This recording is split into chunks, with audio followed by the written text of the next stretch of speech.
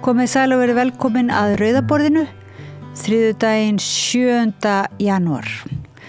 Þátturinn í kvöld verður kannski svona með styttra lagi og það eru þó nokkra truflanir í þættinum að því það er verið að bora að miklu móð í næsta húsi en við létum það nú ekkert á okkur fá, það var svo mikill svona eldmóður í umræðinu að við bara héldum áfram að tala en biðumst afsökunar á þessum hljóðum sem koma sumstaðar í gegn þótt að Pétur tæknimaður nýti sína tæknikunnáttu og snilld til þess að svona gera að besta úr aðstæðunum sko. En já, kannski heyra glöggir áhörundur að hér er einmitt aðeins verið að byrja að bora en undir lok þáttarins þá kom til mín Andrés Skúlason og hann er verkefnastjóri landverndar og hefur mikla reynslu af sveitarstjórnarmálum og af bara ýmsum málum og mér fannst áhugavert að fá hann til þess að ræða á þessum tímamótum núna, nýra ríkisstjórnar nýs árs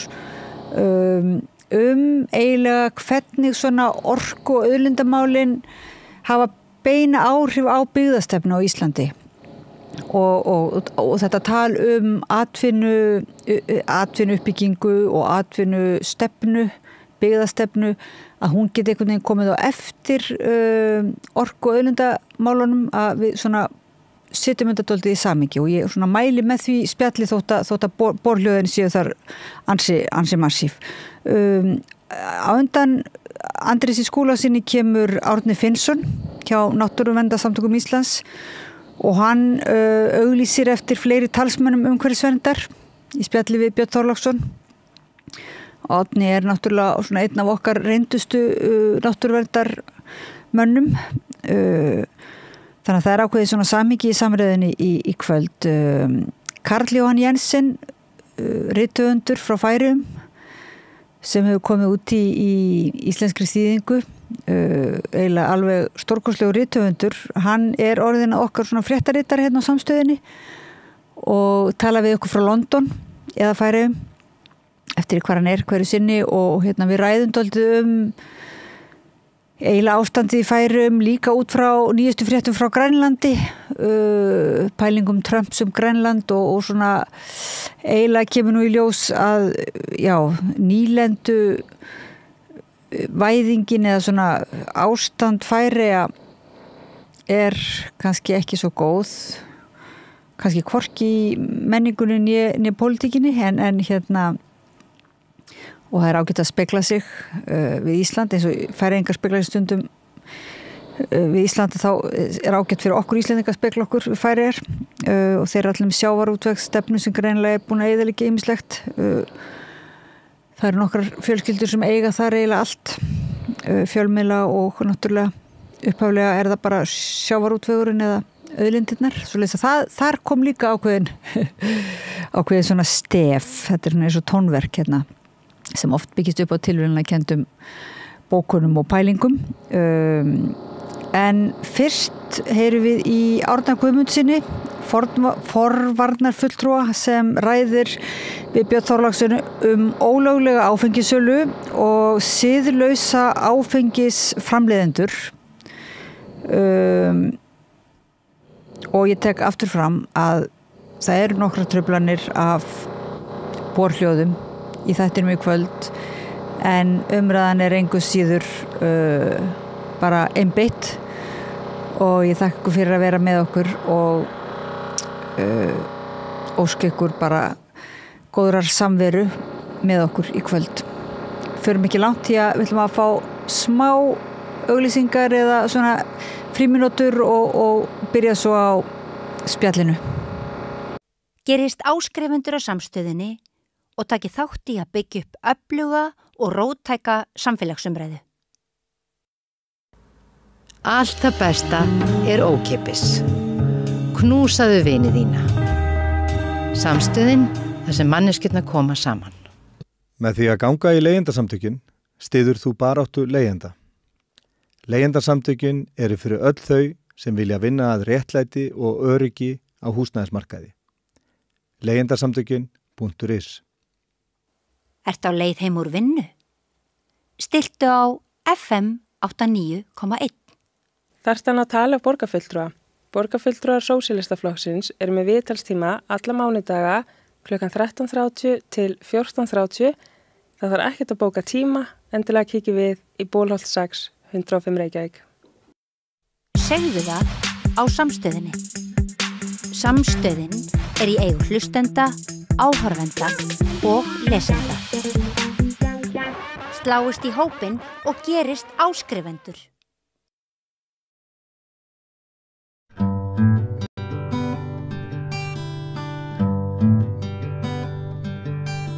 Já, komið sæl og blessuð, áramótunum lokið. Þið hefur kannski fengið ykkur í glas fyrir framann börnin ykkar, ekkert veit ég það, en hitt veit ég að það margt sem bendir til þess að við séum að normalisera áfengisdrykkju fyrir framann börnin okkar við alls konar aðstæður. Við höfum fært áfengisdrykkju inn í íþróttahúsin, körfuboltaleikur, handboltaleikur, ölvað fólk yfir miðjan dag, íþróttir. Hvernig gat það gerst, spyrja margir. Nú, það veður allt í ólöglegri að því virðist áfengisölu og enginn að gera neitt í því og svo mætti lengi áfram telja. Maður spyr sig hvað í gangi. Og Árni Guðmundsson, forvarna fulltrúi, hann ætlar að reyna að svara einhverju af því. Vertu velkomin, Árni. Takk fyrir það. Gleðilegt árið. Sömuleiðis, takk fyrir gamlu. Ef við byrjum nú bara á þessu sem ég nefndi þarna með íþróttirnar. Nú til dæmis hérna í Ísland í karlaflokki að fara að keppa á heimsmeistaramótinu í handbolta og það verður náttúrulega heilmikil stemning, þjóðarstolt skapast og svona. Maður sér alveg fyrir sér að margir foreldrar bara geti átt svolítið erfitt með það að segja börnunum sínum undir 20 að það sé nú kannski ekki góð hugmynd að krakkarnir séu að hella í sig annarkvort á pubnum, horfa á leikinn þar eða bara heima vegna þess að mér hefur fundist í seinni tíð að eins og ég nefndi að það sé búið að normalisera samband íþrótta og áfengis neyslu. Ertu sammála því? Já, algjörlega. Sko ég segist náttúrulega áfengisinaðurinn er boðflenna í tilveru barna og ungmenna en er þarna og talandi handboltamót sem eru mjög gaman að horfa og mjög spennandi, þetta eru mjög spennandi leiki framöndan í handboltanum. Heldur betur. Að öllu líkindum þá munu áfengisbransin með einum öðrum hættir en að hengja sig inn á þá lest. Annarkvort með samþykki íþróttahreyfingarinnar eða ekki. Og ég hef nú verið mikil talsmaður þess að ungt fólk stundi íþróttir og taki þátt í því góða starfi sem að öllu jöfn er þar. En svona síðustu misserin og árin hefur íþróttahreyfingin verið að fara í alveg kolvitlaus átt.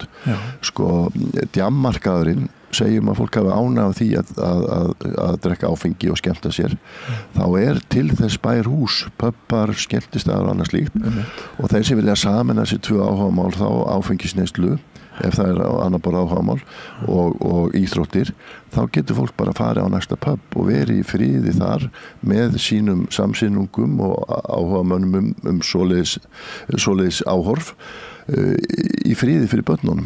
Nú er þetta orðið þannig að það er búið að flytja þetta inn í íþróttahallarnar. Það sem ég finnst alveg stórkostlega merkilegt er það að KSÍ til dæmis er að sækja áfengisleyfi. Þeir eru sem komin í hörku samkeppni við veitingahúsabransan. Meinarðu þá til þess að selja áfengi við hvaða aðstæður? Á leikjum. Á Laugardals. Já, og það er auðvitað fullt af íþróttafélögum sem selur áfengi á leikjum í gegnum vínveitingaleiga sem tilheyrir sölum viðkomandi húsa. Og það eru dæmi það til í úrslitakeppninni í körfubolta í fyrra, þá er það hreinlega bara þannig að sumir foreldrar tóku börnin sín af leik, úrslitaleik. Það var búið að vera að segja við börnin það er alveg stórkostlegur tímar í okkar félagi, nú erum við að fara að sigra Íslandsmeistara eða að keppa til úrslit í Íslandsmeistaramóti og það var lagt að öllu ungu börnum sem voru að æfa í félaginu að mæta þessa leiki og svo er það bara eins og að mæta hvern annan vínveitingastað. Það er allt fljótandi áfengi og áfengiskúltúr er mjög sterkur og áberandi og þá verður maður að spyrja þessar grundvallarspurningar við sem erum að styðja íþróttahreyfinguna og ráðum og dáð og sjáum ekki eftir einhverju einustu krónu. Við getum ekki verið að senda börnin okkar í eitthvað svona pub-umhverfi eða eitthvað svona djam-starfsemisumhverfi.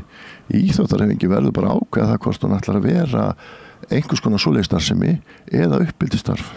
Já, ég þekki sjálfur dæmi krakka í íþróttahreyfingunni sem að sko bara velta mjög fyrir sér þessum tvöföldu skilabóðum og það heilbrigð sál í hraustum líkama og hérna en á sama tíma þá eins og ég nefndi, eins og ég kallaði það verið að normalisera neyslu áfengra drykkja í íþróttastarfi inn í íþróttahöllum og maður spyr sér býtu hvernig gat þetta gerst án mikillar umræðu? Í það segjum tveir sko vegna þess að ég skil eða ekki sko ég náttúrulega orðin afi sem slíkur og hérna og ég á börn sem fóru í gegnum íþróttarhefingun og ég á börn sem voru mikið í félagsmiðstöð og annað slíkt og þá þetta allt önnur gildi sem ráðandi á þeim tíma. Nú komið eitthvað þannig að áfengisbransin, hann svo ágengur, hann svo aggressífur og hann lætur ekki, og það líka hægt að segja það með tóbaksbransan, hann lætur ekki börn og ungmenn í fríði. Nei. Þar bara verið að hjakka fram og tilbaka og ég nú gaman að segja þá svo, ég í því skemmtilega hlutverki að ég að vinna mikið með ungu fólki í Háskóla Íslands og við höfum stundum gert það að ég beði fólk að kanna auglýsingar á símónu sínum og hjá ungu fólki þarf þetta meira með eitthvað tikkum, orkudrykki, púða, nikótínpúða og áfengi. Þetta bara búp, þetta svona eins og dáleysla, bara ding, ding, ding. Og þess vegna þurfum við líka að svona sem samfélag, þá verðum við að staldra við og bara hugsa hvert að fara. Sko, við vitum nákvæmlega hvað skeður ef þú ert komið með þennan áfengiskultúr sem mjög dóminant þá verða íþróttahús framtíðina bara eins og hver annar vinveitingastaður og veitingahús og djam þá bara íþróttarhefingin einn mikilvægur hluti að djammarkanum fyrir áfengisframleiðendur en ekki sem uppbyldstæki fyrir samfélagið til að búa til hraust og góða krakka sem fá fullt af góðum gildum vissulega út úr íþróttastarfinu en íþróttarhefingin bara getur ekki unnið undir þessum formörkjum fyrir utan það hvað þetta orðið dóminant og leiðilegu kultúr á leikjum bara fyrir okkur sem hefur gaman að horfa á fótbolta, handbolta. Ríkar þetta að sjá ölvaðan einstakling yfir miðjan dag, hábjartan dag á íþróttaleik sko. Þegar fólk ber kannski 6 einhvers konar pappakassa með einhverju 6 bjórdollum í sko fullum af bjór inn í íþróttasal síðan í öllu þessu sem svona djamlíferni fylgir þá segir bara hvers vegna fer fólk bara ekki á pöbbin eða vill vera þarna af hverju eru að fara inn á svæði sem auðvitað svæði sem á að vera fyrst og næst fjölskylduvænt og á að lúta þessum að því íþróttahefingin getur ekki verið með forvarnaráætlun einni hendi og bjórdöllu hinni hendinni. Það bara ekki hægt. Einu sinni skrifaði ég greinaflokkum áfengismál í Fréttablaðið og ég ræddi við þig út af frumvarpi sem þá var fyrir Alþingi að hægt að kaupa áfengi á öllum helgidögum Íslands í rauninni 365 daga á ári. Einn þingmaður Framsóknarflokksins sem fyrrum var í ríkisstjórn var fyrsti flutningsmaður og þá sagðirðu mér að forvarnamál það veitt miklu minna fé til forvarnamála núna hvað varðar til dæmis áfengi og mér minnir að þú hefur orðað þannig einhvern veginn að þetta svona miskilningur á frelsishugtakinu. Algjörlega. Ég sko bara algjörlega. Sko það hefur verið nefnilega það var fyrir nokkrum árum þá festu menn eitthvað fast gjald í lýðheilsusjóð og talandi okkur sem erum að vinna í forvörnum það var alltaf hluti af áfengisgjaldinu sko og fyrir okkur sem erum að vinna í forvörnum þá er kannski okkar eina forsenda til þess að fá einhverja aura í starfi lýðheilsusjóður sem hefur lækkað mjög töluvert mikið milli ára út af þessum þannig að það er alls konar ójafnvægi í svona hlutum en það sem er aðalega það þarf einhver ákveðna festu og það þarf miklu meiri utanvaldi kringum þetta og þar með talið við verðum auðvitað að geta að því að ef við tökum forvarnir þær eru eitthvað sem þarf að vera alltaf þess vegna verður einhvern veginn að fjármagna þær maður getur alveg sagt sko eins og við höfum kannski lenti hér að það tekur rosal orku að fá flugvél upp þegar hún flýgur vel í fullir hæð þá þarf ekki svo miklu orku en það þýðir ekki að þegar vel gengur í fluginu að þá bara slökkum maður öllum mótorum þá tekur þetta einhverjar mínútur klukkstund sem maður getur svifið og síðan er maður aftur komin á jörðina og þá þarf að byrja aftur. Ertu þá að vísa til þess árangur sem náðist gegn unglingadrykkju fyrir áratugum? Sko árangur okkar sem er vissulega góður sem er aðdáunarvert en þessina held ég nefnilega sko eins og umræða núna, þessi árangur sem er núna, hann er ekki sjálfgefinn. Hann er 50 ára ferli. unglingar 1970 voru á skólaskemmtunum sko reykjandi og drukkin 13-14 ára gömul. Það ekki til í dag. Nú er grunnskólan þokkalega góður öllu leyti, þó sjáum við alls konar vísbendingar því miður aukna áfengisneyslu ungmenna og það auðvitað út af þessum aggressíviteti, það út af aðgengismálum og öðru slíku, en það þarf alltaf að vera að. Þetta er forvarnir og ferskvara. Þetta er ekkert sem að bara árangur í dag segjum það að við tökum á nú á vissum stöðum ekkert gott ástand í dag sko, segjum við tökum á því, þá þýðir ekkert að fara og sitast á rassinn og fá sér kaffibolla og segja þetta allt í fínu lagi. Það þarf alltaf að vera og okkur hefur kannski að ég alltaf búin að lengi í þessum bransa, ég held að kannski hafa okkur yfirsést að vinna með þá kynslu sem bjóði hvað besta ástandið. Það segja foreldrar ungmenna í dag eru flest fólk sem upplifir ekki það ástand sem ég upplifi sem unglingur sjálfur. Almenna reykingar, almenna drykkju. Ég held að það sé kynslu núna sem á unglinga, hún ekki þar.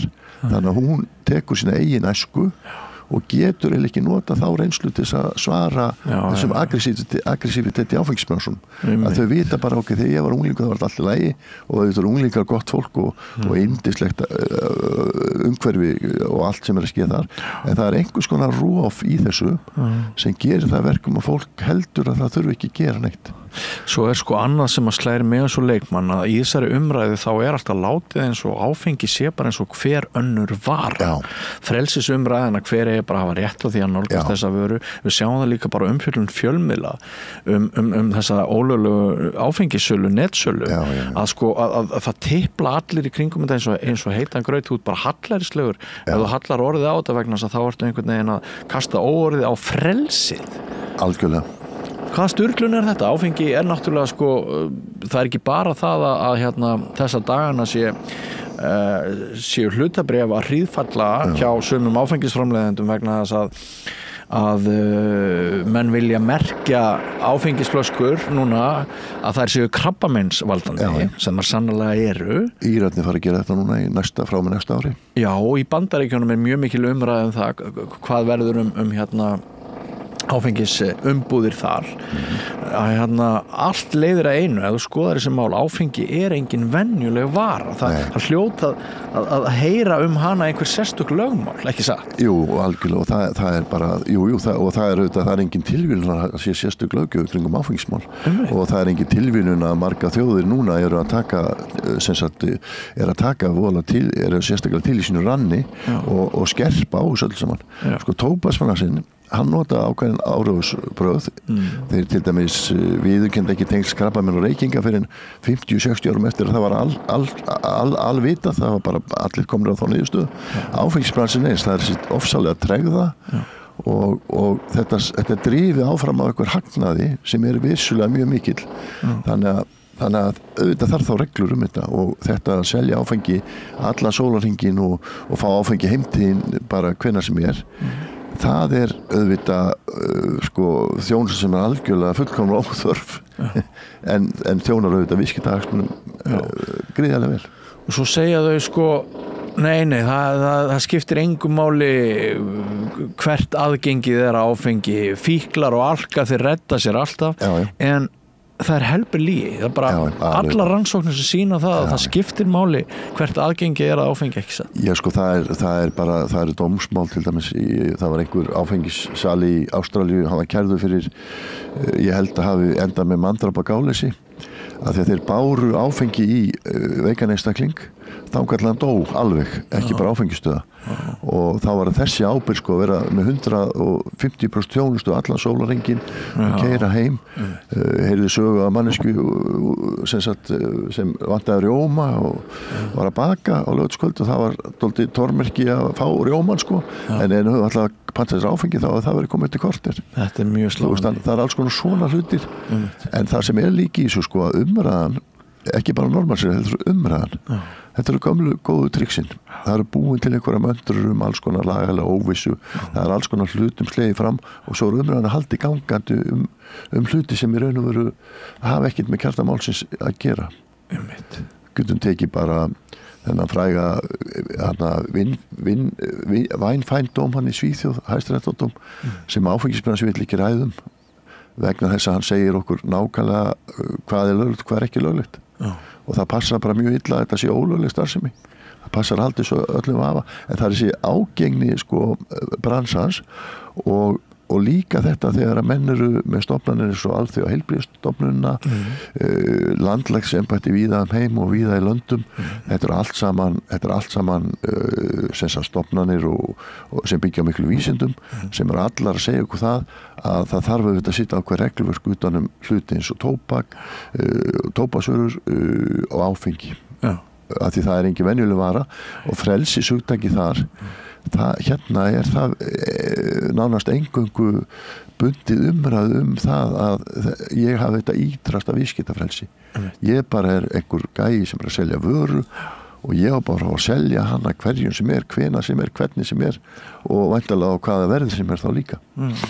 Hvað hefur þér fundist umfjöllun íslenskra fjölmiðla netsöluna, hagkaups, businessin og allt þetta undanfarið?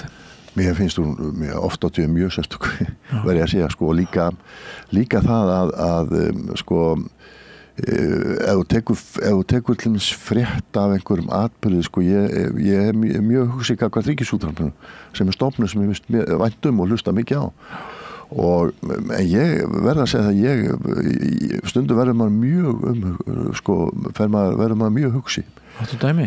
Ég bara frétt daginn það að vera að opna ólöglega verslun áfengi og það er einhvers frétt út af fyrir sig það er bara sérstök frétt það og svo er það bara afgreitt á fyrstu 2 setningunum að þetta sé umdeilanlegt hvort þetta sé löglegt og síðan er bara svona hefðbundin vöruinnsetninganálgun á umfjölluninni það hvað þetta sé rosalega flott allt saman og verði fínt og flott þá er sem svo blaðamaður mér datt í hug bara nú var það þannig að ég heyrði af einhverjum bónda sem var að rækta kannabis og hann var bara handtekinn og allt gert upptækt og það var ekkert vandamál þetta var svona svipað og fréttamaður færi á svona ræktunarstað og svo var ég bara sagt kannabis er náttúrulega ólöglegt það getur álitamál og við þurfum eitthvað að gera því og svo framvegis og svo fari bara fréttamaður að kynna sér hvernig ræktun fer fram og hvaða nýju græjur eru í þarna þannig að það er þessi þetta gagnrýnisleysi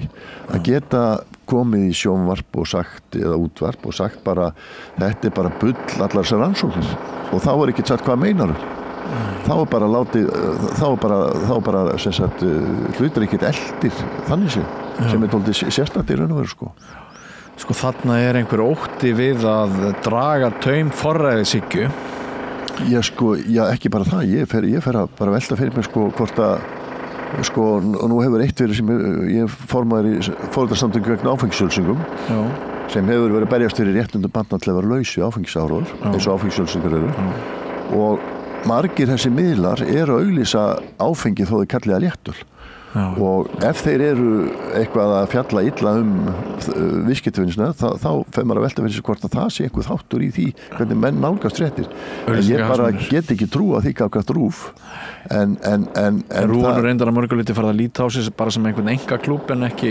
opinbert fyrirtæki þannig að það geti alveg verið ég held að sé líka bara þannig að fjölmiðlar þau hafa svo brjálaðslega mikilvægt hlutverk í samfélaginu fréttamennska að ef almenningur getur ekki treyst á því að fréttamenn taki upp alla fleti máls eða stilli sér upp krítiskt gagnvart því sem er óljóst tökum bara netsölu áfengis í verslunum sem er í þessum svokölluðu erlendu verslunum þar er bara látið slæta á því þetta sé hugsanlega ólöglegt þegar ég les áfengislöggjöfina íslensku og er þokkalega læs maður þá stendur bara smásala áfengislítur ákveðnu lögum ef við líta á þennan sænska dóm Evrópureglur og Evrópa eru reglur sem eru þá gild á Íslandi líka ef menn eru að tala Evróputilskipan og annað slíkt ef við les það, þá sé ég þetta svona ég bara les þetta og ég hef bara sem meðalgreindur maður og á miðum aldrei þá bara veit ég að þarna stendur þetta og þá er það auðvitað þannig að þú ert ekki að taka starfsemi sem er mjög vafasöng gagnvart þessu og láta hana sem sagt njóta þess að vera einhver svona gráu svæði og tala þetta eins og þetta sé eðlileg starfsemi eins og öll normalisering áfengis. Þess vegna furðaði mig oft á því þegar að menn eru að tala þessar netverslanir að menn láti bara lagana og orðana hljóðan sem sagt bara vera eins og láta bara eins og vindum eyru þjóta skilur. Þessi ábyrgð að taka ekki og fara ekki inn í sko fréttamenn verður auðvitað að fara inn í þetta allt saman.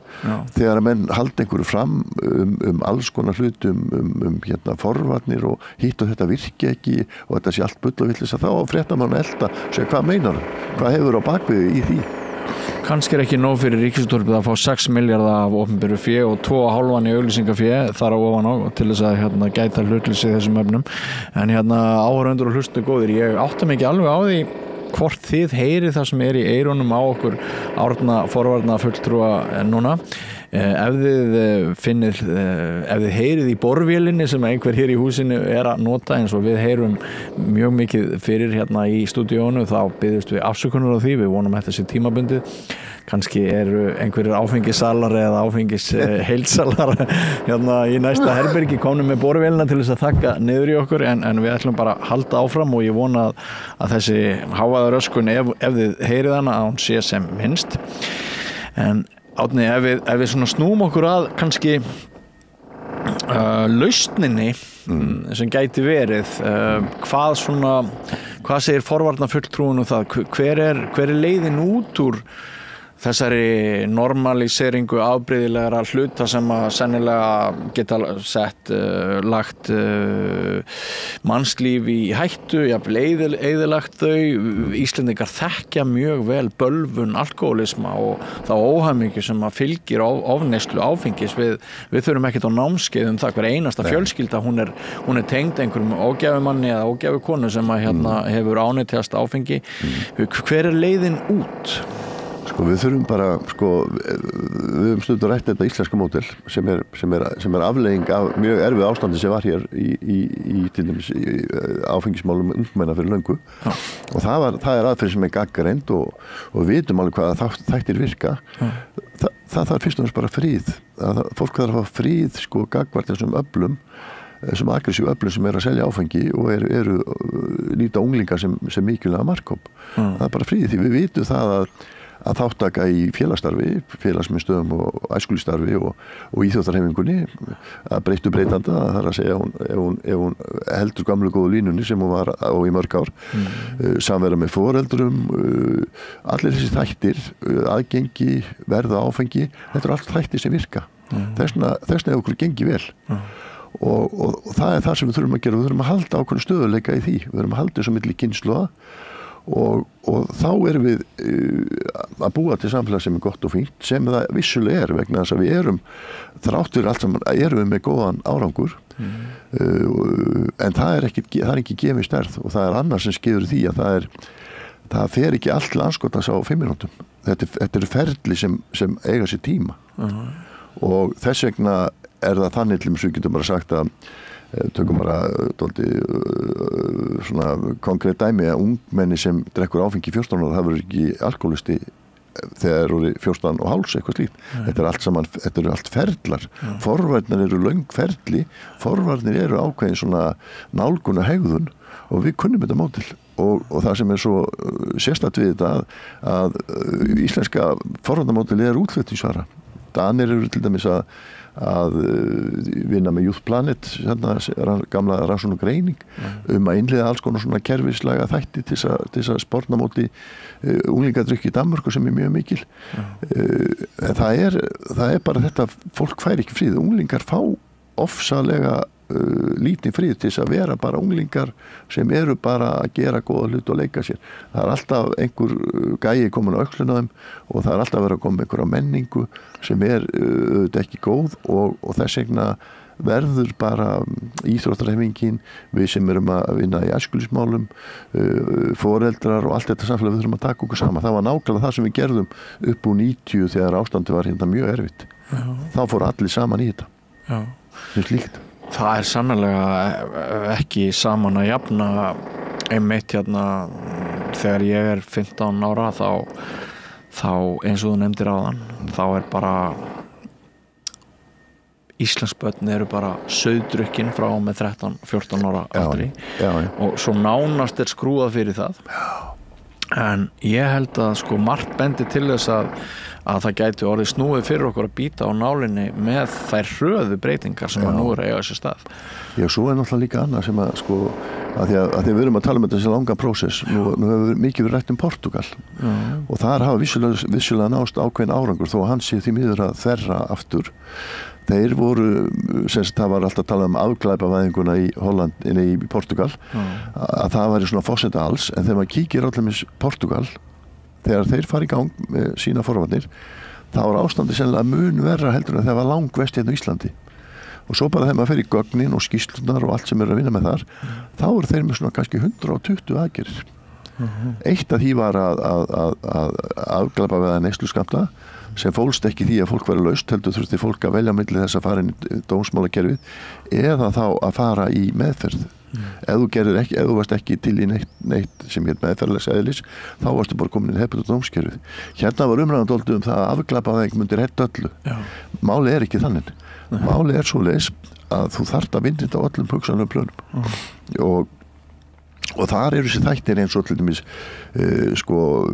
félagsstarf, gott félagsstarf, það sem eru góð gildi, gott íþróttastarf, það sem eru líka jákvæðileg og uppbyggileg gildi, það sem er sterk samstarf milli foreldra, nánd milli foreldra og barna, og allt þetta og samvera. Þetta er þessi brjálæðislega verðmæti og svo náttúrulega auðvitað eins og við vorum að tala um áðan aðgengi áfengi og verða áfengi. Ef þú tekur eitt þátt út úr og segjum það að við séum með þessa 3 þætti, gott æskulýðsstarf,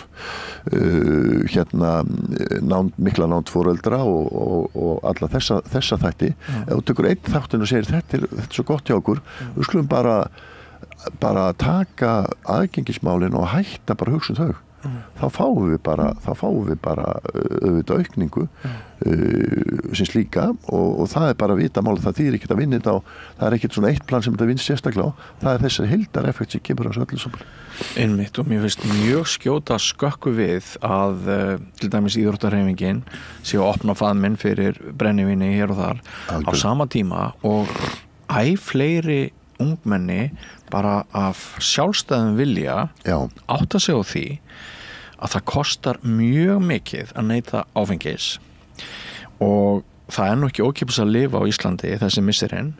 Þú ert kannski í þeim sporum að þú ætlar að safna fyrir þakki yfir höfuð eða eitthvað svoleiðis og það getur bara munað mörgum 100.000 köllum á ári hvort þú ert að fá þér, kaupa þér 1 og 1 bjór eða svoleiðis í því tilliti.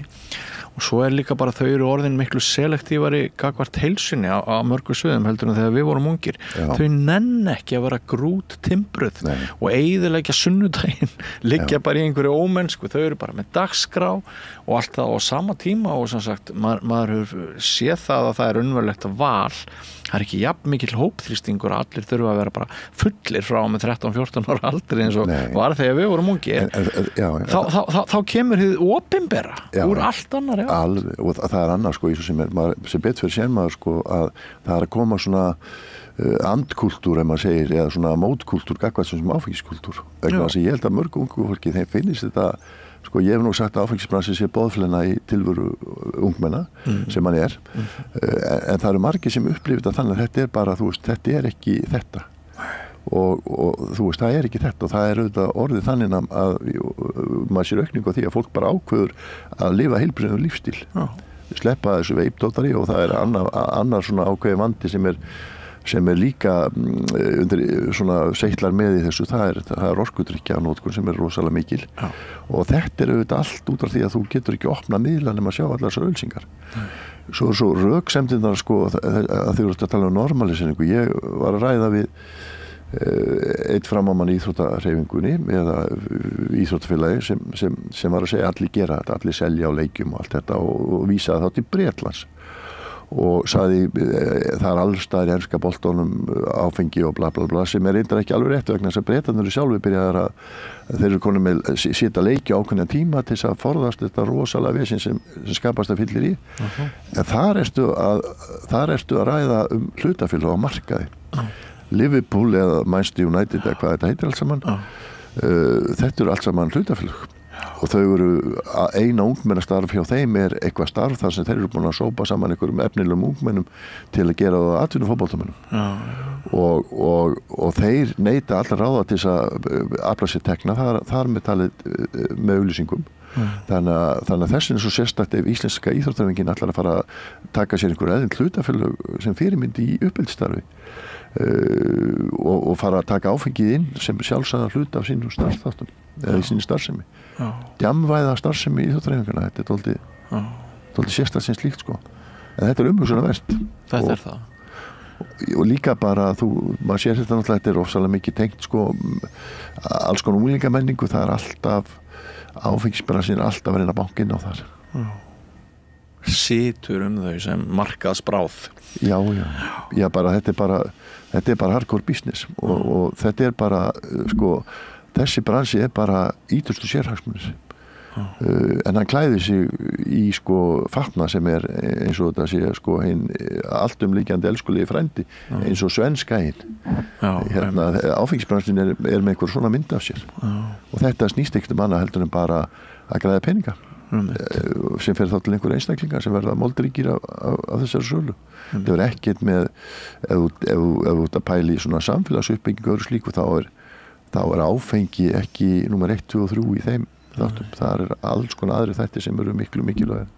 Og sjálfsögðu er ekki við börnin að sakast, þau eru börn og það eru áhrif að ofan getur maður sagt sem að leiða til þess að þau breyta hegðun sinni.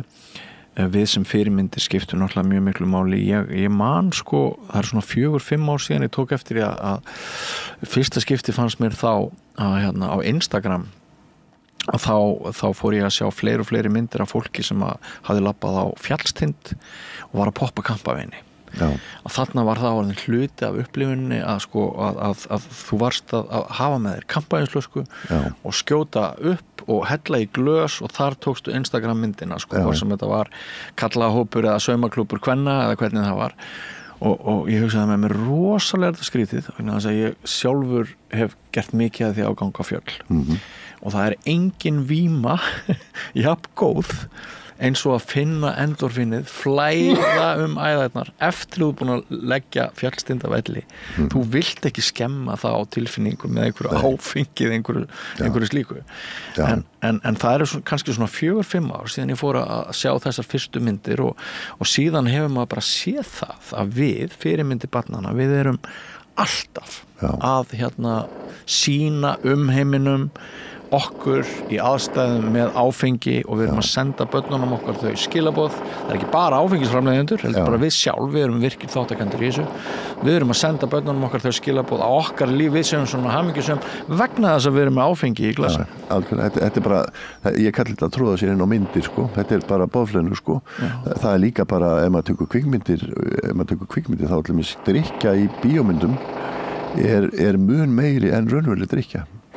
Eins er það með reykingar þannig að út af hverju það er vegna þess að menn bara sponsa þessa myndir áfengisbransin situr bara fullt af peningum í alls konar menningarstarfsemi sem menn taka á móti og á móti eru skilti út allar trissur þess vegna finnst mér svo gott ég fer á einn svona ánæglegast og múlíka menningaviðbár Íslands og þessar myndir eru músíktilraunir þar er bara ofsalega fín umgjörð utanum rosalega mikla grósku í unglingammenningunni það er ekki neitt tengt áfengi á neittnátt hvorki tónleikar, auglýsingar neitt slíkt og þar sér maður bara hvað þetta er flott allt saman en ég held að það sé eins og við erum að tala að það er að koma dálítið svona hópur sem segir þetta er eiginlega árið dálítið þreytandi hvað maður fær lítið frí fyrir áfengisbransun og þetta er líka þetta er að vera dálítið hallarslegt, ég man nú ekki hvaða þáttur það var, ég var á merkilegum fyrirlestum einhvern þátt, tísku þátt, einhverju konur sem voru að ræða saman og lentu ýmsum raunum í sinni tilveru, þær eru alltaf með áfengi í annar hendinni, þú veist, og það er alls konar, það er allt þetta og þessin er svo rosalega mikilvægt að við þurfum að búa allir einhverja sátt í samfélaginu þessa hluti og svo er náttúrulega annað sem er í því líka að það er svo sérkennilegt að hú opinbera bregst ekki við.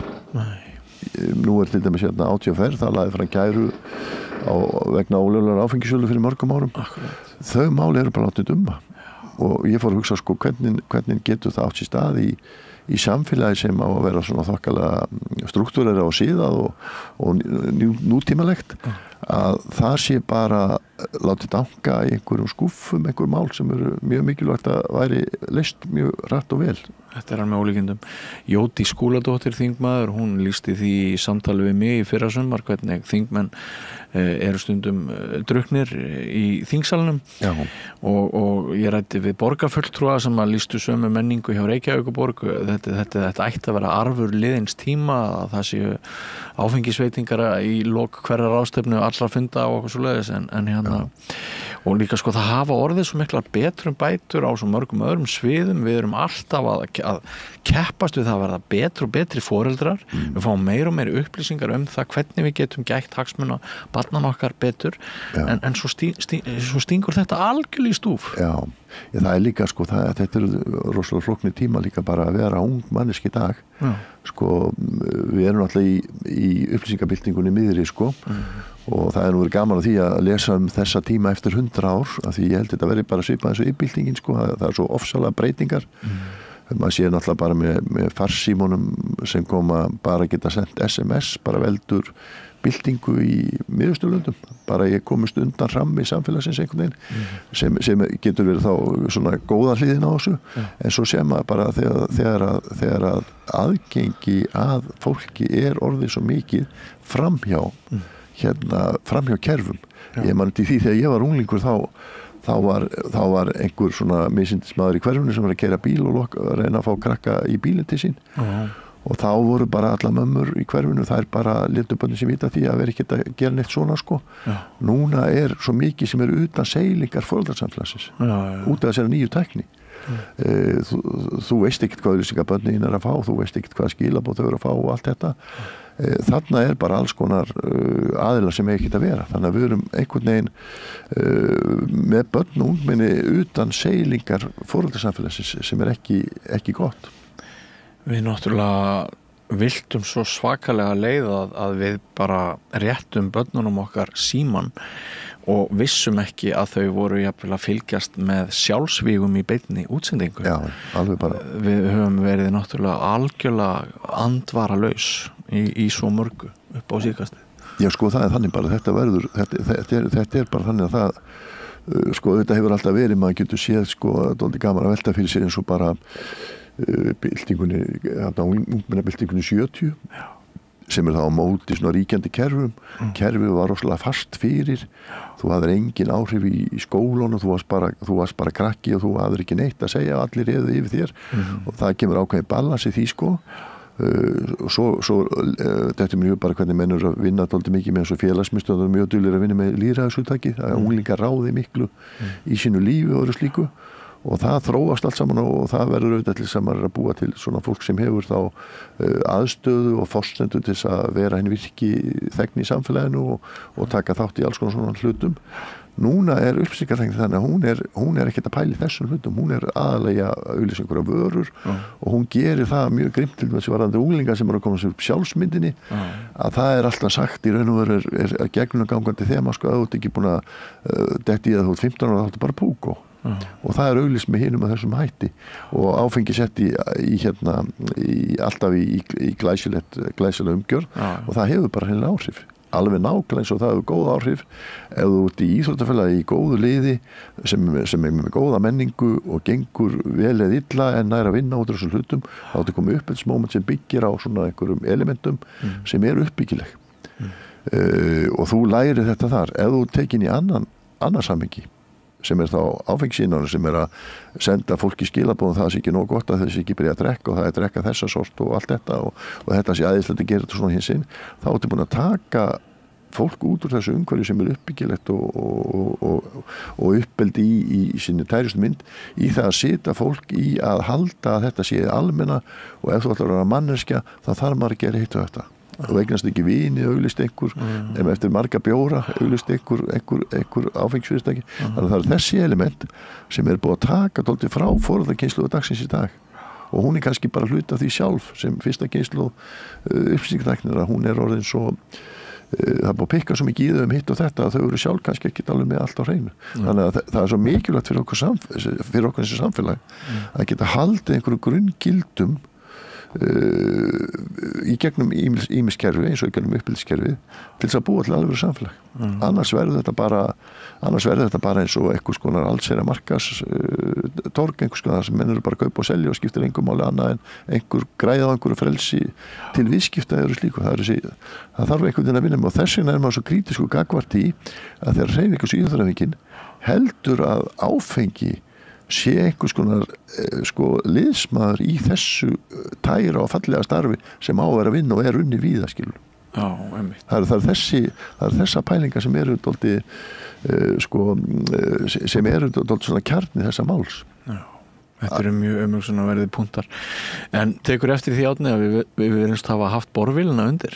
Já, maður maður sem er í þessari baráttu við viðskiptaöflum maður, ég er ekkert það gæti alveg eins verið að menn hefðu haft næga peninga til að leigja þessa borvél og bora hér í veggi vitandi okkur tveimur að þessi mál það er sennilega bara ekkert ósennilegt. En við létum ekki stoppa okkur, við bara heldum áfram og nú heyrum við ekkert í borvélinni lengur. Nei, en það er nefnilega kjarni málsins í þessu að það þarf að halda áfram og það er maður getur ekki látið alls konar hluti bara viðgangast átöllausa. Þess vegna segi það við sem erum munið í forvörnum við bara erum með góðan og sterkan málstað og það verður að halda þessum röddum á lofti vegna þess að það er ekki einkamál áfengisbransans hvernig uppbyldi æskunar er háttað. Nei, og það er ekki hallærislegt að vera í íþróttahúsi og gera athugasemd við það sé verið að selja bjór. Maður ánáttúrulega að gera athugasemd við það bara. Það er bara, ég sem bara borgar í þessu samfélagi og svo er þetta áleitið spurning er verið að djamvæða íþróttahreyfinguna? Er það eitthvað þörf á því? Ég meina, þetta er allar þessar forsendur eins og vorum að tala um þú getur bara farið á þar til bær hús og drukkið þinn bjór þar og horta á þá leiki sem þú horta á án þess að það sé umhverju barna. Vegna sem að þekki það alveg að íþróttirnar eru nægilega svona harður heimur fyrir ódeyfða einstaklinga að það er mikill hvati til þess að þetta eru svo bæði náttúrulega hinn líkamlega hreysti og svo bara pressan sem er andlega á til dæmis afreksíþrótta fólki. Það er óbáslega mikill hvati til þess að stytta sér leið og þess vegna þarf þetta umhverfi náttúrulega verið leið. En svo hafa náttúrulega áherslu þegar maður horfir í íþróttahreyfinguna, það er aldrei gaman að því að þar er hún er margþætt og margvísleg einu sinni var þetta þannig eins og maður getur hugsað eins og í eldgamla þegar tónlistanám var þá fóru menn í píanótíma og þeir áttu að gerast einleikarar það þýddi það að þetta var ekki skemmtilegt nám vegna sem menn voru bara einhverju klassísku preludíum og eitthvað svona aðri sem vildu bara spila hljóma og syngja ekki lælæ þeir áttu engan vettvang íþróttahreyfingin var stundum komin þarna að búa til bara afreksfólk og það var allir mjög athyglisvert ég kíkti á það sjálfur bara sem félagsvísindamaður dropout úr íþróttum sem var algengt í kringum 13-14 aldurinn því nú ekki með gögn með mér þá man ég ekki alveg akkurat aldursbili sem var algengast með minnir að vera í kringum 14-15 ára eitthvað 12-13-14 og þá fór maður að kíkja hvað er í gangi þar á þeim árum þá var bara að velja lélega og góða og þessi lélegu þeir voru fyrir utan sjálfur var ég að vinna mikið í kringu kvennaboltan og þá var það þannig að við settum bara þá reglur þessi að þar vorum allar stelpur sem koma á æfingum hjá FH það er fá að spila alveg saman hvort það geta eitthvað ekki eða koma 40 stelpur þá höfum við bara líð sem því er þegar það fór aðeins að eldast þá fórum við að skerpa dálítið á það sem var svo kallar alið svo komu við einhvers konar þegar voru enn eldri þá kom einhvers konar svona akademi fyrir þá sem voru betri en bara við þetta að allir fengi hlutverk og allir hefðu gaman að bolta þá bara heldur stelpuna mun lengur heldur nokkuð tíman þetta er svona svipað eins og félagsmiðstöðarnar þar er allir velkomnir þar eru vettvang til að gera alls konar hluti og prófa ýmsar hluti og sitja í gangi einhver menningakvöld og gera hvað sem er og myndir hugsaði félagsmiðstöð sem tækin 100 krakka og svo myndu sé bara 30 fá að gera eitthvað, aðri sita bara til hliðar og eiga bara að horfa á.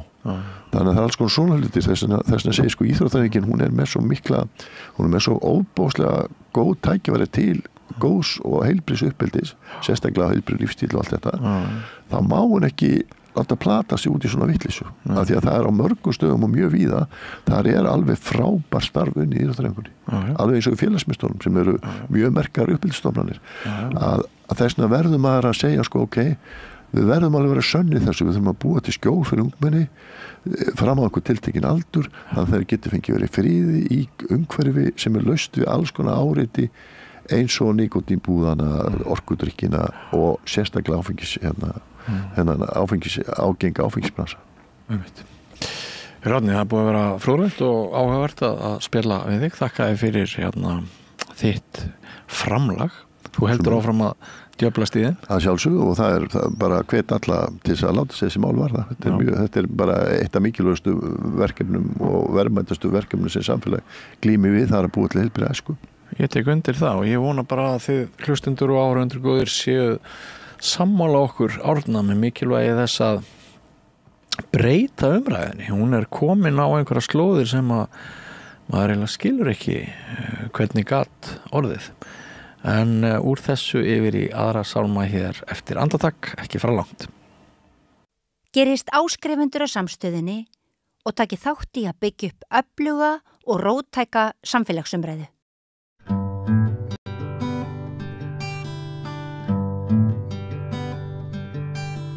Komið sæl og verið velkomin í frétta þátt. Þetta eru fréttir frá Færeyjum og fréttaritari okkar engin annar en stórskáldið Karl Jóhann Jensen sem hérna á línunni hjá okkur og ætlar að vil svo til að hann talar mjög góð íslensku því að hann var hérna við nám og heyrir þú í mér, Karl Jóhann? Já. Ekki gott að fá svona formála og tala mjög góð íslensku, svona rétt aður þú... Ég komið svo illa, sko. Ég get það nú ekki. Þú gerir það nú víst og hefur náttúrulega þýtt fjöldan allan af íslensku bókmenntum, bókum yfir á... Já, og þú fylgist mjög vel með útgáfu íslenskra bóka og lest mikið. Má ég bara byrja að spyrja þig, þótt það sé nú kannski ekki beint fréttir frá Færeyjum, en má ég byrja að spyrja þig hvernig svona þegar við litist á jólabækurnar í ár, ertu búin að glugga eitthvað í útgáfuna? Já, nokkra sko. Ég var að lesa hérna Jón Kalman og hvað, Guðmund Andra og hvað heitir hún aftur? Guðrún Eva? Ég er búin að glemma. Já, Friðsett. Já, einhverjir aðeins sko. Þú að lesa hérna Guðrún Evu mín eru dóttir. Já, Friðsem, þá það Brynja Hjálmsdóttir líklega. Já, einmitt. Já. Og hvernig líst þér nú á svona, einhver svona sérstakur tónn, finnst þér sem einkennir þessar, einhver sameiginlegu tónn svona fyrir þetta árið? Ég veit að Kalman og Hallgrímur, þeir eru svona sögulegt efni. Hallgrímur vísur svona frá 20. öld en Kalman alla leið aftur 17. öld eitthvað. Og ég veit ekki hvort það einhver sameiginlegur tónn í þessu sko. Þetta mjög mismunandi bækur. Og eins og, já. En hefur lesið, já það náttúrulega ómögulegt að spyrja einhvern sameiginlegan tón en mann dettur í hug svona þegar einhver lesi í fjarskanum sko, en ef þú ertu búin að lesa einhverjar, því jólabókaflóðin nú mjög öflugt líka í Færeyjum, hefur þú lesið bækur, nýútgefnar bækur færeyskar? Það nú ekki komnar margar skáldsögur sko, ber eitthvað lítið á því sko, það helst nú bara þýðingar sem komnar út hérna. Suðurheimniskar bókmenntir til dæmis og svo einhverja norskar, Jón Fosse þýddi hérna og svo einhverja íslenska líka, Jón Kalman meðal annars og Auður Afa. En það ber eitthvað lítið á færiskum eða frumsamtum skáldsögur, sko. Já. Er meira þá meira ljóða útgáfur? Já, það er eitthvað, unga fólkið nú frekar í ljóðunum heldur en skáldsagnagerðinni og þar komin einhver ljóðasögn sem eitthvað varið í, sko, síðastliðið ár, en ég svolítið undraði á því að stundum, eða flest árum koma út svona, milli 5 og 10 frumsamdar skáldsögur, sko, en það engin í ár. Já, merkilegt. En núna eins og kom fram í spjall okkar áður núna, ég var að sýna þykku bókinu þína ósögurnar sem með öllum, sem svona margir sögutræðir sem fléttast saman og mikið út úr dúrum og neðan málskrefum, það svona tilraunaskáldskapur, sko. Eru höfundar í Færeyjum ekki að gera svona tilraunir með skáldsöguformið, finnst þér, mikið? Aðrir en þú þó? Nei, ég kannski svolítið það að vera svona, þetta kallar svona ólíkindatól í færeyskum bókmenntum út af því. En flestir halda sig við svona hefðbundnar aðferðir. Já. Og mikið svona sögulegt efni já, því sem kom, það var nú ekki alveg rétt hjá mann áður, það kom ein skáldsöga í ár sem heitir, fjallar unga konu sem fer til Ísraels í Kíbús einhvern tímann, fyrir 30 árum og tengir þetta svo við það sem að gerast þarna með núna í Gaza og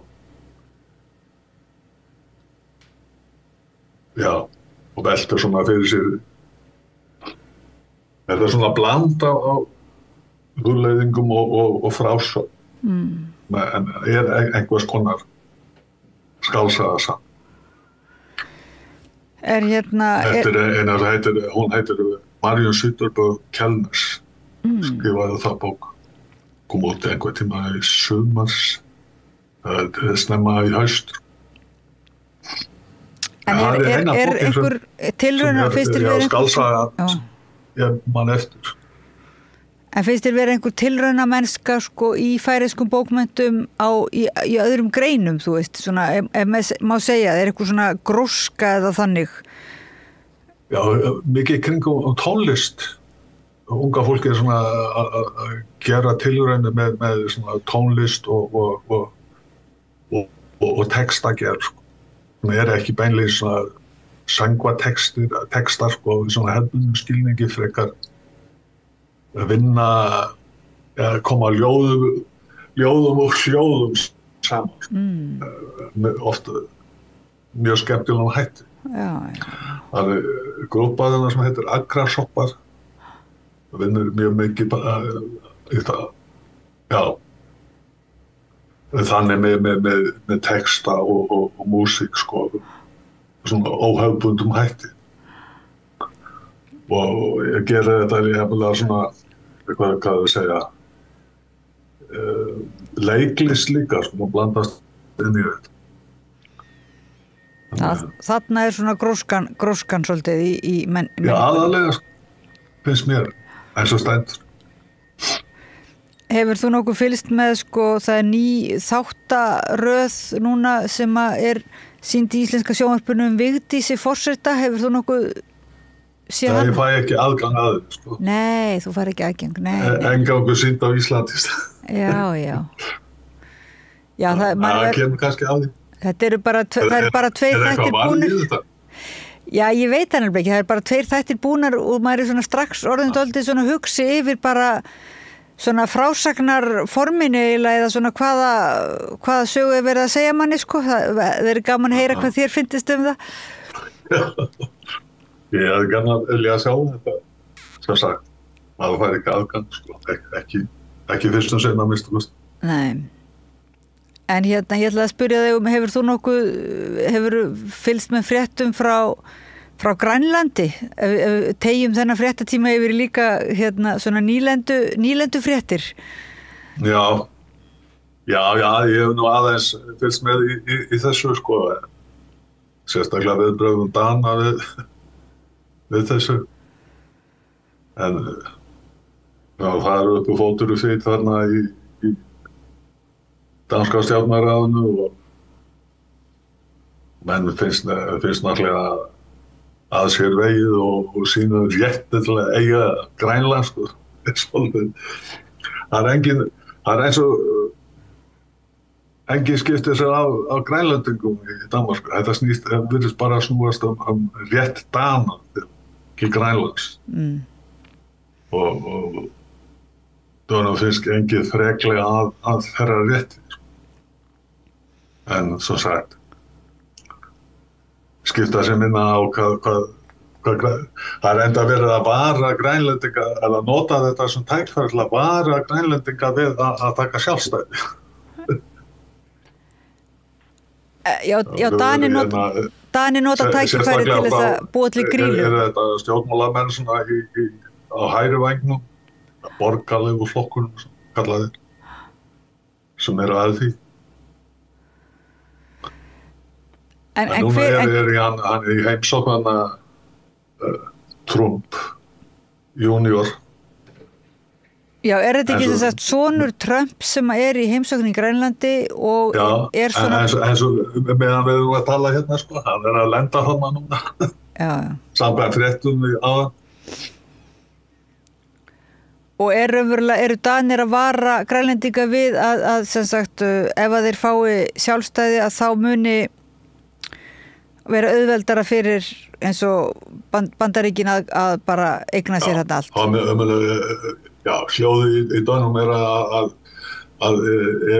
ef Danir hafa ekki valdur þarna þá muni bara Amerikanar sorsa undir sér landi. Og já, bara eða því. Og heldur þú að það sé eitthvað til í þessu? Samkvæmt Dönum og þá fá Grænlendinga engar á bara að gefa allt upp á bátinu.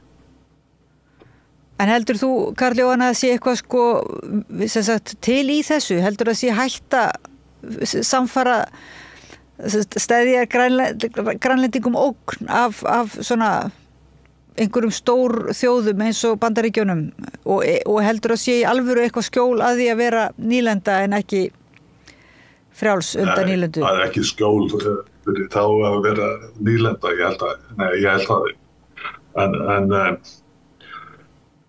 En hvort að Trump gerir alvöru úr þessu sko, svo undir sig Grænland, það á bara eftir að koma í ljós. Hann verið með þetta áður og þá gerist nú ekki mikið. En þetta verður svolítið erfið fyrir hann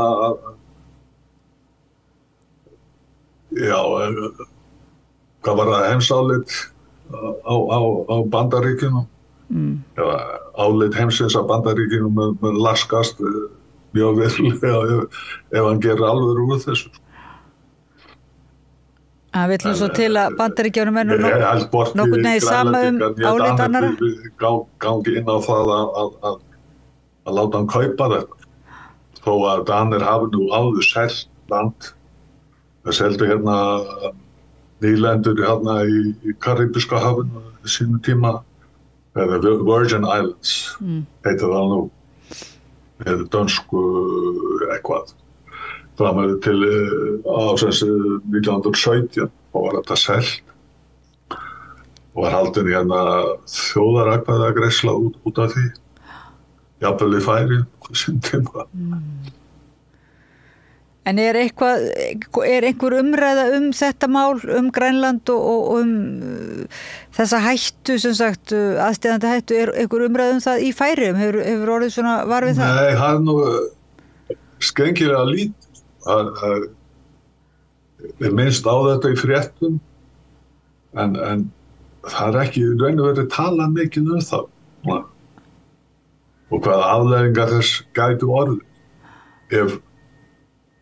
ef eitthvað var úr því að að Trump fengi sínu framgengd. Það eins og, menn bíða bara átekta og vona að þetta bara lóknist út af og svo gerist ekki neitt. Eins og færingum með vonu vísar, þeir vilja bara helst að allt jafna sig á sjálfu sér og voni lengstu loga að ekkert gerist. En er það svolítið, við vorum að tala það hérna í gær við Rauðaborðið að nú sagði Bjarni Ben af sér, það voru svona fréttir frá Íslandi ég hef það. Já, og það var eitthvað svo lítið, sem sagt, lítill fréttaflutningur eða svona lítill umræð það í fjölmiðlum og við vorum að ræða hvað þetta nú svona margir voru að tala hvað og ekki bara að því tilefni heldur líka almennt hvað fjölmiðlun og Ísland orðið svona tannlaus eitthvað, hvað lítið bit í fréttaflutningum. Má segja það sama Færeyjar eða? Já, ég held það. Það fréttir eru bara á því, nákvæmlega engu sko. Það sem gerir svona bíll fór út af vegi og þar fann eftir götunar.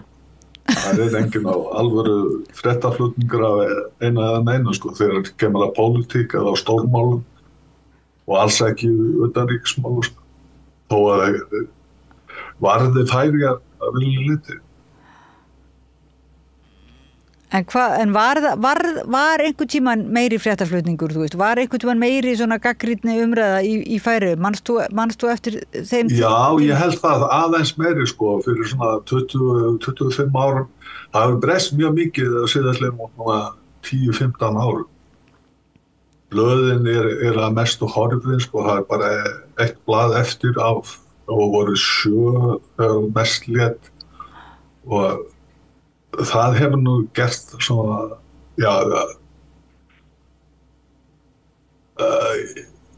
gert þetta fábreyttara sko. Og svo líka alltaf verið að rífast opinbera útvarpið eða kringvarp, það sem við kallum kringvarp Færeyja, sem okkar RÚV og á að vera sko útvarp allra landsmanna en það hefur nú legið fjársvelti í mörg ár og það gerir sitt það hefur ekki haft bætandi áhrif sko. Það verður að gera eitthvað í þeim efnum að bæta hag kringvarsins en það virðist ekki vera pólitísku vilji til að gera það nema síður sér. Eru Færeyjar svona jafn illa haldnar af svona frjálshyggju? Voru Færeyjar gerðar af frjálshyggju tilraun eins og Ísland? Já, frá því að lögin útvegin færeyska sjávarútvegin sjófangislóð og var kalluð sem skilaði öllum réttindum til nokkura fáeina aðila, 3 eða 4 aðila sem eiga flest öll réttindi innan fiskveiði réttindi í Færeyjum. Ég held að það hafi líka gert sitt verkum til að hagur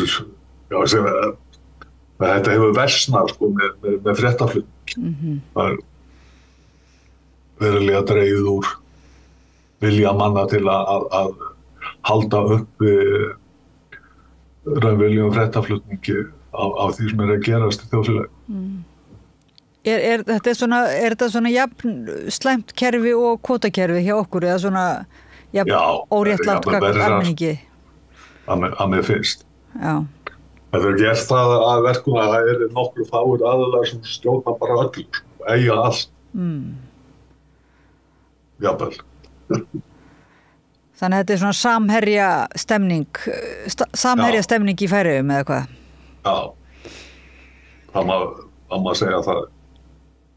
Og það er það ekki svona þín trú, eins og við fórum kannski yfir áður í spjalli að sem sagt, þið sem eru sjálfstæðis sinnar viljið sjálfstæði frá Dönum á þeim forsendum sem sagt að Danir hjálpi alls ekki hjálpi færiskri alþýðu ekki að neitt nátt að berjast við þessa klíkumyndun eða þessa auðsöfnun að fara hendur. Nema að síður sér sko. Það skipta sér ekki á því en það kemur það heim vel sko að skipulagið eins og það En heldur þú að þú setið þarna við vald sko auðveldara fyrir Dani að eiga við fáa heldur en marga sko. Já. En ef að þið myndu fá sjálfstæði myndu þið sjáu þið fyrir ykkur sem sagt að með sjálfstæðinu sko að þá einhvern veginn fengiðu tækifæri til þess að breyta þessu eignarhaldi og sem þetta vel að eignast aftur sjávarauðlindina og þá fjölmiðlana sjáu þið fyrir ykkur það tækifæri? Ég held að tvert á móti sko. Ég held að ekki að sjálfstæði sjálfur sér myndi skipta miklu málið þarna sko. En ég held að það sé nauðsynlegt að rofla við þessu sko áður en við fáum sjálfstæði. Þetta svona trepa leiðinu til sjálfstæði sko, að leysa úr þessum vanda. Já. Eða leysa höggva á þennan knút sem búið að knýða þarna sko.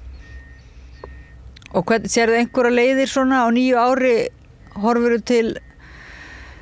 sérðu einhverja leiðir svona til þess að vinda ofan þessu? Það eru einhverjar þreifingar í þá allt hjá landstjórninni núna sko, með hugmyndur að breyta fyrirkomulaginu og svona aðeins þannig að minnsta kosti byrjun en hvort það fá fram að ganga það alltaf mál sko. Ég er ekki mjög bjartsýnn á það. En að minnsta kosti er tilraunir til að koma á stað breytum. Og þú raunverulega, eins og hefur áður komið fram, þú hefur hugsað þér að leggja þitt að mörkum raunverulega með skáldskapnum miklu frekar heldur en vera beinlínis í pólitík. Sko. En já. En er eitthvað að frétta frá Færeyjum annað svona? Er eitthvað títt? Veistu, svona kannski aðeins minni málefnum heldur en sko eignarhaldi og auðlindum og að þið við byrjum á svona stóru sviði? Nei, hann ekki voða mikið sko. Eins og stendur. En það gerir svona aldrei mikið svona í pólitík og bara yfirleitt svona kringum jólin og þetta þangað til að færeyska þingi kemur aftur saman og komur saman eftir einhver tíma. Ég held að sé í febrúar einhver tíma jólafríð enda og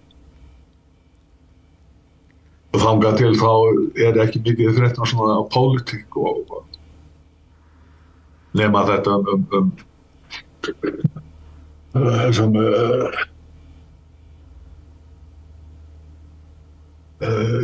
hvað heitir það, sjávarútvegsráðherra komið hérna daginn og vakti nokkra athygli en að öðru leyti gerist ekki mikið í pólitíkin eins og stendur. Bíddu, svo frétt fór nú fram hjá mér, kom sjávarútvegsráðherra Færeyja til... Það lagði fram frumvarp að takmarka meðal annars aðgang erlendra aðila að fiskistofnum í færeyskri landhelgi. Þannig að það er svona dálítið mikið mál. Og er það ekki jákvætt raunverulega, myndirðu segja núna? Og líka jú, eins og ég sagði áðan, sko, þetta er stigið rétt aft, sko. Okay. Og lítið séð þá munar allt. Þannig að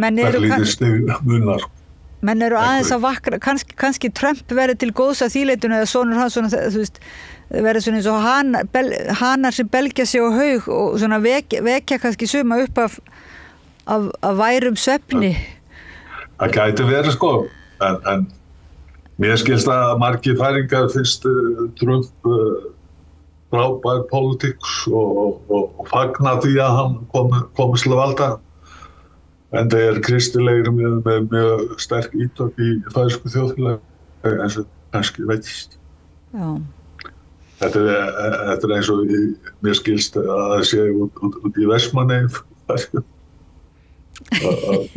Trúarsöfnuðir ráða miklu þarna. En þú ert í London svona stóra hluta árs og fer svo bara til Færeyja á sumrin eða hvað?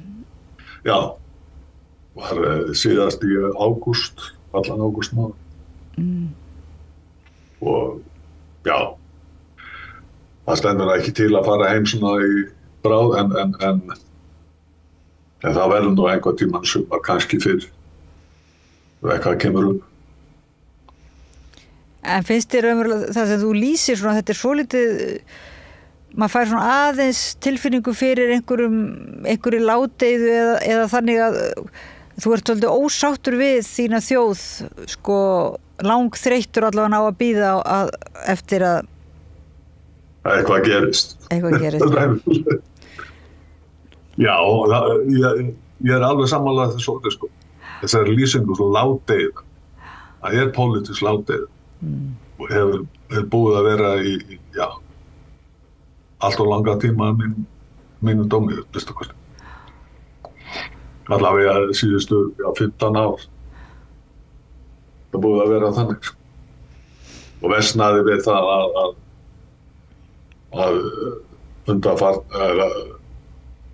svo stjórn svo satt á undan þessari náði í gegn þessum lögum eignarrétt til á fiskstofnum og veiðiréttindum. Er engin svona, þú veist, sósíalismi eða andspyrnuhreyfing eða ekkert svona, það eru sjálfstæðissinnar en ekki svona eins og róttæklingar svona sem tengjast jafnvel þessum listarhreyfingum, gjörningahópum og svona, engin svona einhver andspyrnu andi hjá unga fólkinu? Það er lítið á því að við erum nokkur með mánudagsfundi til stuðnings Palestínumönnum en á öðru leyti voða lítið á slíku. Það nú helst hægri sinnar sem með hafa sér frammi. Já. Og eru hægri sinnarnir svona músikalskir, eða þú veist, eru þeir með einhverju svona skemmtilegheit eða eru þeir bara með leiðindi? Nei, þeir með söfnuði. Já. Aðalega. Og það skýtin eða sko,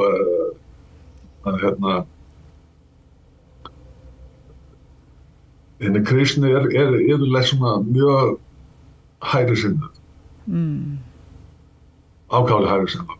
Og það kemur greinilega ljós í því að stuðningur við Ísrael er kannski mestur í færinu, meiri í færinu en nokkur annar staðir í Evrópu.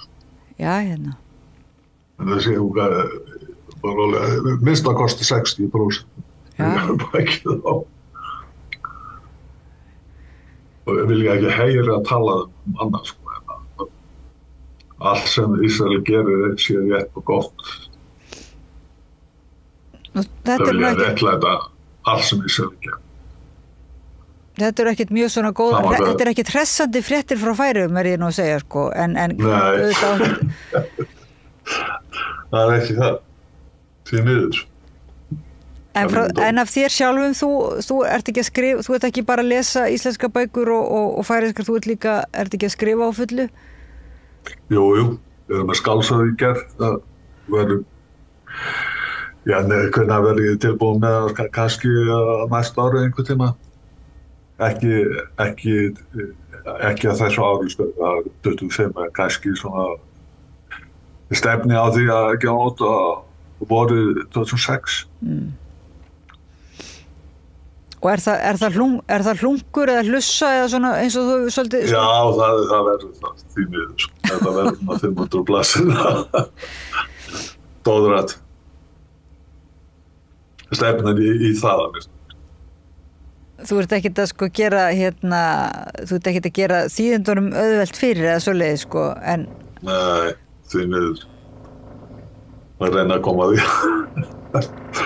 En þeir hafa nú þýtt... Já, útgefendur vilja helst stuttar bækur svona. Já, sérstaklega núna þegar Storytel byrjuð að ritstýra og vill bara örstuttar bækur einhverjar og eftir með ákveðinu sögu og ákveðinum þræði og svoleiðis hef ég heyrt. Já. En núna byrjað aftur að bora hérna í stúdíónu, ég heyri ef við ekki bara segja þetta gott í fréttaflutningi, kæra þakkir fyrir að vera fréttarittari okkar frá Færeyjum og ræðaði líka um bókmenntir, pólitík og Grænland og nýlendustefnu og auðlinda arðrán. Já, arðrán. Já. Og löggilt arðrán. Og þú heldur bara andofinu áfram þetta bæði í pólitíkinu og í bókmenntunum sem sagt í þínum skrifum. Karl Jóhann Jensen, rithöfundur frá Færeyjum, hjartans þakkir fyrir að koma til okkar núna reglulega á samstöðuna Rauða borðinu og segja okkur fréttir frá Færeyjum og hlustendum. Þakka þér fyrir. Bless, ég bið heilsa. Já. Og hlustendum og áhorfendum þakka ég fyrir að vera með okkur í þessum fréttatíma og Pétur Fjellsteð fyrir að vera með okkur og flytja þetta yfir til ykkar hérna rétt eftir frímínútur og þá höldum við bara áfram að ræða málin við Rauða borðið, þannig ekki fara langt.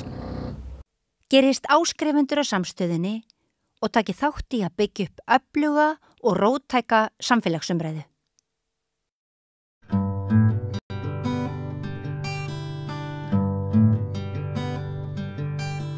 Já, komiði sæl og blessuð, við bíðum spennt eftir því hvað verður úr ríkisstjórnar samstarfinu, hve mikil áhersla til dæmis verður á umhverfismál. Maður telur sig finna bakslag í þeim efnum, ekki bara á Íslandi heldur jafnvel á heimsvísu. Eitt dæmi það að vera í gærmorgun þá flutti Viðskiptablaðið hér á landi okkur frétt að stóru bankarnir erlendis væru að gefast upp á loftslagssamkomulagi. Og það var svona nánast sigri hrósandi tónn í þeirri frétt að Morgan Stanley, Citigroup og Bank of America hafa semst ákveðið að segja sig úr loftslagssamkomulagi sem fjárfestingarbankarnir Vestanhafs skrifuðu undir fyrir nokkrum árum, ég held að það hafi verið 2021. Og síðast í gær þá ræddi ég við Trausta Jónsson veðurfræðing sem að nefndi það að sumir Íslendingar taka kuldapollin sem hefur verið núna yfir Íslandi og telja hann grafi undir fræðum vísindamanna hnattræna hlýnun. Sennilega er þetta einhverju leyti tengt því að við þurfum að hafa svolítið fyrir því að byggja áfram þessa jörð og njóta lífsgæða. Við þurfum kannski að hugsa okkar líf með öðrum hætti ef við höfum gert það og það kann að vera mikilvægt að setja álögur á þau fyrirtæki sem að menga mest og eru okkur skaðleg og okkar framtíð. En til að ræða þessi mál í viðri mynd er komin í hérna Árni Finnsson frá Náttúruverndarsamtökum Íslands. Vertu velkomin, Árni. Takk. Gleðilegt árið svo við byrjum á því. Já, gleðilegt ár.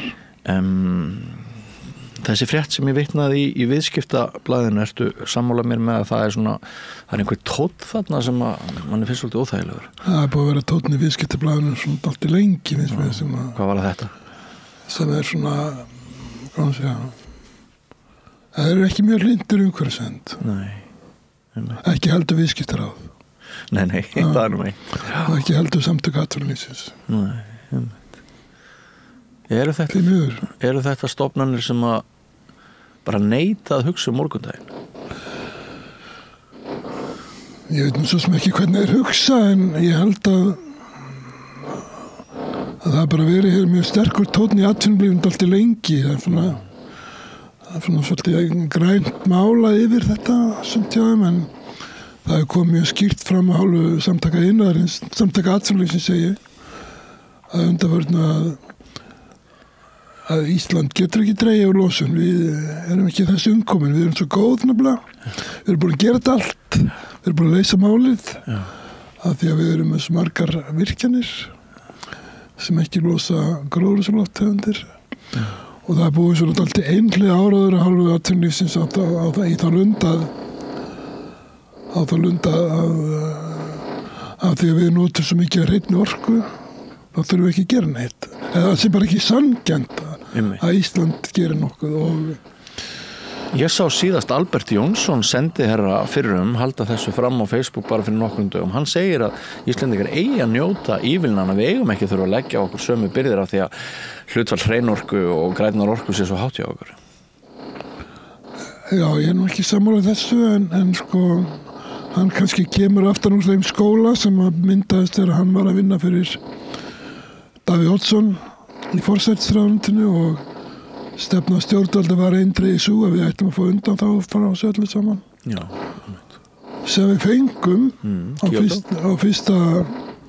á fyrsta skuldbindingartímabili Kjótóbókunarinnar 2008 til 2012 en það er ekki þar með sagt að við hefum fáið það eilífu og að því að aðrar þjóðir Evrópu flesta hverjir er að reyna að draga úr losun og sem gengur ekkert endilega illa í minna það er búið að loka síðasta kolefinin í Bretlandi notkun endurnýjar orkugjafa í Evrópu eykst töluvert þannig að við erum ekkert svo sérstök sko. Okkar losun er alveg gríðarlega á haus. Já, en það og svo erum við líka með eins og þetta er nú skipt upp í þessum samningum að hinn svo kallaða samfélagslosun það er að segja losun frá starfsemi samfélagsins getum við að kalla það er ekki stóriðan og það er ekki alþjóðlega skipasiglingar til dæmis, það er ekki flugið nema innan Evrópu og þar er náttúrulega ansi mikið losun hjá okkur og stærsti parturinn er því bílaumferð, vegasamgangur. Og það eru 33% af heildinni. Þannig að það er náttúrulega mjög mikilvægt að draga úr losun frá vegasamgangum, skipta út bensín- og dísilbílum fyrir rafmagnsbíla. Hið öndverða hefur gerst. Já, það er eins og menn er bara allt í einu mist buxurnar niður sig hjá stjórnvöldum og bara glemt hvað er alltaf að gera þetta byrja nú kannski var farið að tala þetta kringum 2012 og svo það 2015 skamma fyrir Parísarsamningin þá voru það Sigurður Magnúsdóttir þá var hann umhverfisráðherra Sigurður Ingi Jóhannsson segi og svo Sigmundur Davíð og þau voru með nýja stefnu í umhverfismálum sem kallaðu sóknaráætlun eða eitthvað slíkt og þá var planið það að fjölga hleðslustöðum þannig að fólk geti keypt sér rafmagnsbíla og styrkja innviði og það fór í þetta heila 67 milljónir í 3 ár sem var ekki neitt en sko það hefur alltaf tíð frá þeim tíma verið svo stefna uppi að með því að styrkja innviði fyrir rafbíla það myndum við og leið þá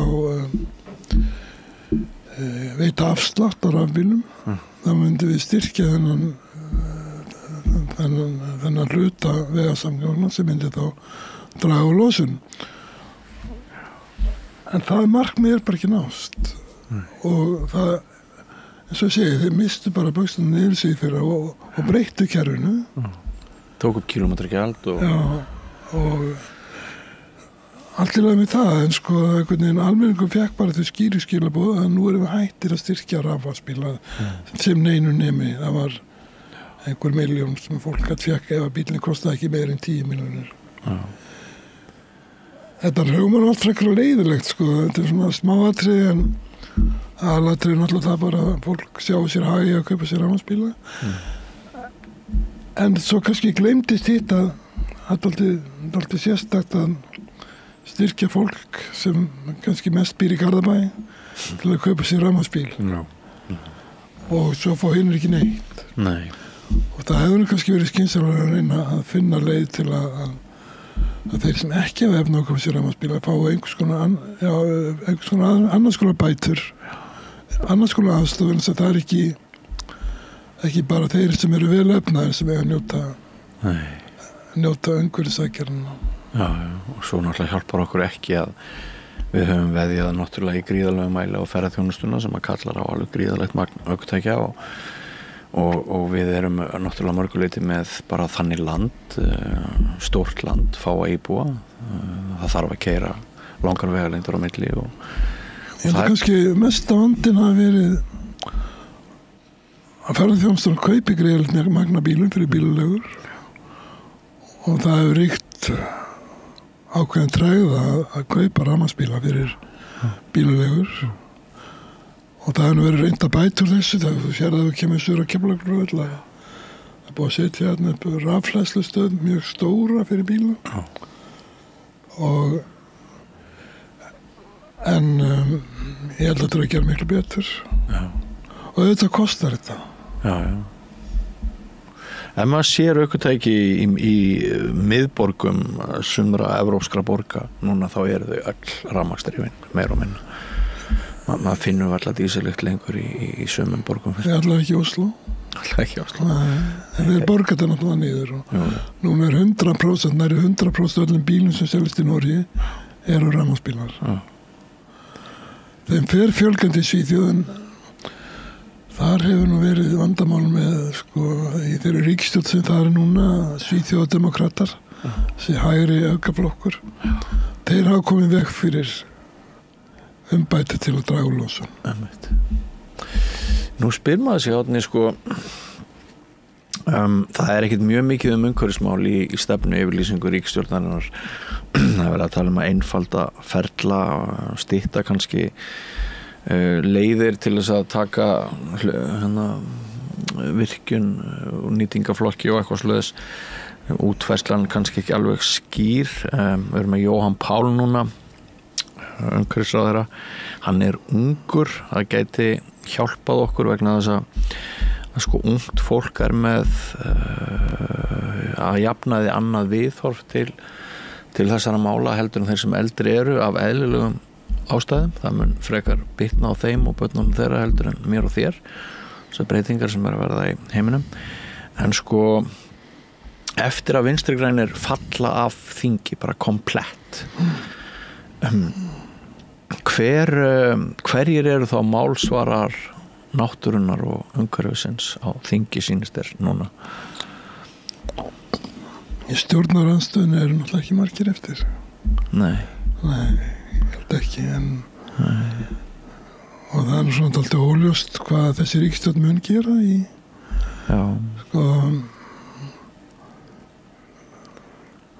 við þurfum að venda náttúruna miklu betur heldur en við hefum gert. Það væri náttúrulega mjög gagnlegt ef við stofnuðum þennan þjóðgarða miðhálendi Íslands bara til þess að styrkja okkur í samkeppni ferðamenn til dæmis.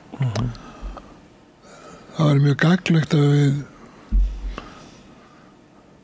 ferðamenn viti sem hingað koma og margir að þeim hugsa á ég að fljúga þangað en þetta ekki langt og hvernig get ég þá alltaf mjög gagnlegt að þau geta bara treyst að hafa rafmagnsbíla og svona léttir það eins og samvinskunni kannski. En ég held að ég sé ekkert í stefnuyfirlýsingunni sem segir mér að þessi ríkisstjórn alltaf draga úr losun. Nei. Og það er ekkert í henni heldur sem að segja mér að menn ætla að gera átak í náttúruvernd, að miklu frekar að menn ætla að virkja, það kemur fram og einfalda ferla, þetta er hljóma bara eins og Guðlaugur Þór. Það sem er svolítið sérstakt líka að fyrir kosningarnar það var bara, ég segi nánast engin umræða umhverfismál og menn voru að tala að það hefði skýrst af því að það væru brýnni verkefni, það væru húsnæðismálin og vaxtamálin og bara heilmargar fjölskyldur væri að sogast niður í svelgin, unga fólkið væri allt meira og minna bara neitt til þess að flýja Íslanda því hér var engin þök yfir höfuð og eitthvað svona en er þetta ekki er þetta nokkuð sér íslenskt fyrirbæri er ekki bara svona hefur ekki efasemdamönnum í umhverfismálum hefur ekki vaxið fiskurinn hrygg langt út fyrir landsteinuna það svolítið erfitt að dæma þetta ég held að kjör Trumps hafi valdið því að bæði í Evrópu og við annars þá sér fólk fram á að Bandaríkin ætla ekki að gera neitt nema til bölvunar og það nú þannig eins og alþjóðlegu samningaviðræðum loftslagsmál kom bara í mjög ljós þegar Bush yngri sagði Bandaríkin frá Kyoto-bókuninni 2001 minnum að verið að ef að Bandaríkin ekki með í því og taka ekki fórustu ekki fórustu að bara nefnast dæmi Parísarsamningurinn verður til fyrir fórustu Bandaríkjanna mikið að það voru Bandaríkin sem tóku og drógu vagnin þannig það voru Bandaríkin sem að náðu samningu við Kínverja eða Indónesía til að fá þá til að koma inn í en Trump ætla náttúrulega ekki að gera neitt slíkt og þá náttúrulega hætti því að við heim þá sjá að menn ekki neitt tilgang í sig lengur það hætti því Svo svona, maður greinir svona vaxandi nationalisma og lokal patriotisma hjá þjóðum að þær segja í vaxandi mæli finnst mér við gerum bara það sem okkur sýnist og svona alþjóðasamvinna hún er heldur á undanhaldi og þessi sigrar verða náttúrulega ekki unnir nema með þéttriðinu neti alþjóðasamvinnu eða hvað? Já og allir getur treyst því allir ætla að gera eitthvað og Kínverjar losa langmest allra þjóða núna en sögulega séð hafa Bandaríkjamenn losað langmest sögulega séð síðastliðin 150 ára eða eitthvað svoleiðis og þessi flækir málið að mengun spyr ekki landamæri bara ferðast og gerir það ekki og þá afstæða Kína svo að þeir eru búin að skemmta okkur inn í 150 ár og við erum núna búin að vera að komast til efna með innvæðingu og aukinni kolaorku og svo framvegis og við viljum fá að gera það einmitt komin og fara löpunum inn þetta svolítið svona mér smundi sína eftir hvað erst í tímanum en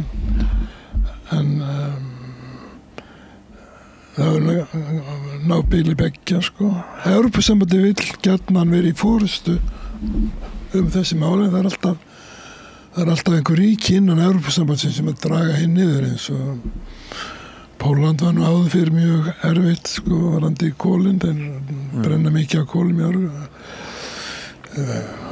nýjir ráðamenn í Slóvakíu sem að hafa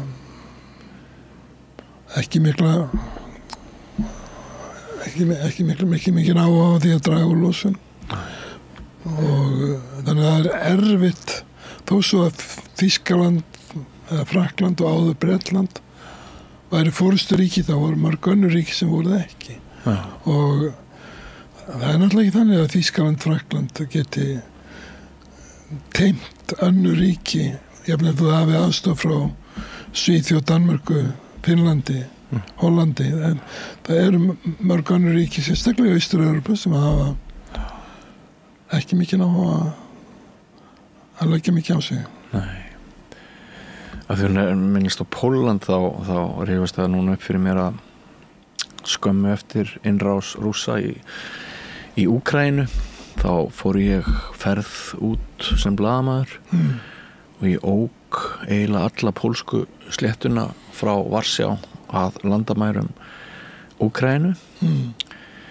og heimleiðinni þá sá ég að það voru eldar út allt og þá var sem sagt þróunastig Pólverja ekki hærra en það á þessum tíma að sko bara út allt land þá kveikir fólk í sinu eigin sorpi já bara réttur utan heimili þá bara loguðu eldar út allt þar sem menn voru að kveikja í sinu eigin sorpi og og það er svona já, þetta er svona áminning það að við erum náttúrulega stödd á svo mismunandi stöðum sko, þótt við reynum að hugsa veröldina sem eina heild bara allams samanber Evrópu umræðu. Já, sko, ég man eftir því að við marga sveitabæi voru svona tunnur sem brendu fólk brendi sorpi allskins aðgangi og svo lasna við það sko ég veit nú ekki hversu mengandi það var svo sem hefði ekki endilega mikið að plasti þá en ég sko næsta stóra verkefni aldrei veit nú ekki að ná samningi samdrátt í notkun plast og samningi hvernig við getum farga plasti á þess að menga með því og getur verið mjög hættulegt að brenna plasti en það er svo mikið efnum í því sem það þarf allan að brenna við mjög hátt hitastig til að losna eiturefnin og ég held að þetta skipta okkur miklu máli en þess að þetta mengar hafið og ef að fólk fær fyrir sig neytendur að ef þú borðar fisk þá ertu að borða plast þá kannski vilja neytendur ekki kaupa fisk ekki mikil umræða það var miklu meira umræða en þetta fyrir 20-30 árum en sem sagt hér altså hjá sjávarútveginum ég bara finn ekki og sé ekki að sjávarútvegur hér á land hafa nokkuð ná á umhverfismálum ekki mikið svona eitthvað smá en ekkert sem er telja neitt svona nauðið sko Vísindamenn hafa líka undrast hvað bara íslenska ríkið sjálft að vinna lítið af rannsóknum til þess að vega og meta áhrif umhverfisbreytinga á fiskistofnan okkar og svona og réttilega við erum náttúrulega svo viðkvæm, við erum svo næm fyrir þessu að maður skildi ætla að við værum á fullu að huga að þessari framtíð. Ég skil sjávarútveginum í Íslandi þannig að þeir hugsi bara og menn og þeir græða núna á táfingri og þegar ef fiskstofnar verða fyrir alvarlegum áhrifum eða markaðurinn skerðast vegna mengunar eða hvað það nú er súrnum sjávar þá er þeir búin að græða þessi peninga það geta flutt til Sviss eða vilja græða á tá og fingri og væla á tá og fingri sem aldrei fyrr núna er það sko einhverjum óljósum hugmyndum ríkisstjórnarinnar auknar strandveðar að kenna að það er að verða meiri samþjöppun því hélt einhver snillingurinn í stjórnarandstöðinni fram í Silfrinu í gærkvöld þannig að það við ramman reip að draga en Árni við hófum þetta spjall á svona viðhorfi við vorum að tala viðskiptablaði við vorum að tala þessa bandarísku banka sem er að segja sig úr loftslagssamkomulagi og kolefnisjöfnun virðist ekki vera kannski jafn eftirsóknarvert markmið núna hjá sumum einstaklingum og fyrirtækjum eins og umræða var fyrir nokkrum árum maður fylgtist ákveðinni bjartsýni með Gretu Thunberg fyrir COVID-faraldurinn þá voru þessi mál ég á sjálfur börn á þeim aldri að við vorum að ræða umhverfismál á hverjum einasta degi og það var svona ákveðin von í gangi, það voru þessi verkföll, skólaverkföll og það virtist vera sem allur heimurinn ætlaði að bara svona vinna sig saman í gegnum þennan vanda en það er bakslag. Já, svolítið er þetta átt að sjá hvernig sko Greta Thunberg hún sagði einfaldlega sko ríkisstjórnir aðildarríki Parísarsamningsins, aðildarríki loftslagssamnings Sameinuðu þjóðanna sem að Parísarsamningur heyrir undir. Þau hafa samþykkt vísindilega skýrslur hverja á fætur annarri. Þau hafa öll viðurkennda til að koma í veg fyrir loftslagshamfarir, þá þurfum við að draga verulegu losun og hún bendir réttil á þið eru að segja eitt og gera annað. Þið farið ekki að ráðum ykkar eigin vísindamanna. Og þarna 2021 þegar náðist að halda loftslagsþingið í Glasgow, COP21 minnum það verið, þá hélt hún sig utan við ráðstefnuhöllina og vildi meina að það var ekki að gera neitt gagnað inni. Ég skal ekki segja til það, en hennar rök eru mjög sólít. Ríkisstjórn Íslands hefur skrifað undir allar vísindaskýrslur Sameinuðu þjóðanna. Þeir taka undir öll varnaðarorðin, en þeir hegða sér ekki þannig. Nei. Og þannig það með flest önnur ríki. Ég meina, Svíþjóð var með mjög metnaðarfull markmið samdrátt og það eru fleiri ríki í Evrópusambandinu sem tók á sig meiri byrðar heldur en kannski hefðu þurft að taka. En almennt séð þá hafa ríki heims ekki farið að þeim vísindum sem þau hafa þó viðurkennt. Og Ísland hefur skrifað upp á það, Norðurlöndin og öll skrifað, Evrópusambandi allir skrifað upp á það þurfa að halda hækkun hitastigs andrúmsloftsjarðar innan við 1,5 gráðu. En maður getur ekki einu sinni rafbílavætt flotan hérna sko. Eða allavega þá var verulega afturkippur í því síðast ári. Og engin veit heila af hverju. Það er eins og einhvern veginn að bara leki niður við nefndarborðinu á Alþingi eða í stjórnarráðinu eða hvað er. 2021 í Glasgow þá kom Joe Biden, forseti Bandaríkjanna, og hann sagði America's back. En það voru margir þarna inni sem að hugsaðu, er það núrugt? Vegna þess að það er svo sterk öfl í Bandaríkjanum sem að vinna gegn því að draga losun. Það voru líka mjög sterk öfl hér á landi sem unnu gegn Gretu Thunberg. Ég man nú bara eftir að Davíð Oddsson skrifaði leiðara til höfuðsenni. Sigmundur Davíð sagði afskaplega ljót orð hana og svo framvegis að það var eiginlega ótrúlegt að verða vitni að því hvernig hálfur heimurinn að minnstu kosti laðist á hana. Já, mér þótti þessu ummæli Morgunblaðsins eða Davíðs Oddssonar eða hver það nú var sko, þetta voru þetta ekki bara minnimáttakennd gagnvart barni, sænsku stúlkubarni kannski. Ég held að svo ákala slakur málflutningur verði að segja. En þú sagðir áðan þegar ég spurði hverjar eru þau raddir umhverfisverndarinn á Alþingi að þær eru það minnst kosti ekki sterkar í stjórnar andstöðunni. En finnur þau einhverjar sterkar raddir í meirihlutunum, í ríkisstjórninni? Það er náttúrulega kannski ekki komið neitt ennþá sem að getur sem haldbært sko. Nei. Það væri mjög skemmtilegt ef að Jóhann Páll tæki sér til og bannaði svartolíu innan 12 mílna landhelgi, alfarið. Það búið að vera bitbein lengi, er það ekki?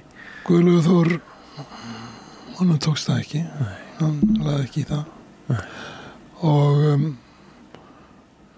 það var náttúrulega mjög gott ef þessi ríkisstjórn setti upp einhver markmið stjórnarmenn, þeir tala gjarnan með þessi svo metnaðfullir loftslagsmálum en þeir segja aldrei hversu mikið er alltaf að draga úr losun.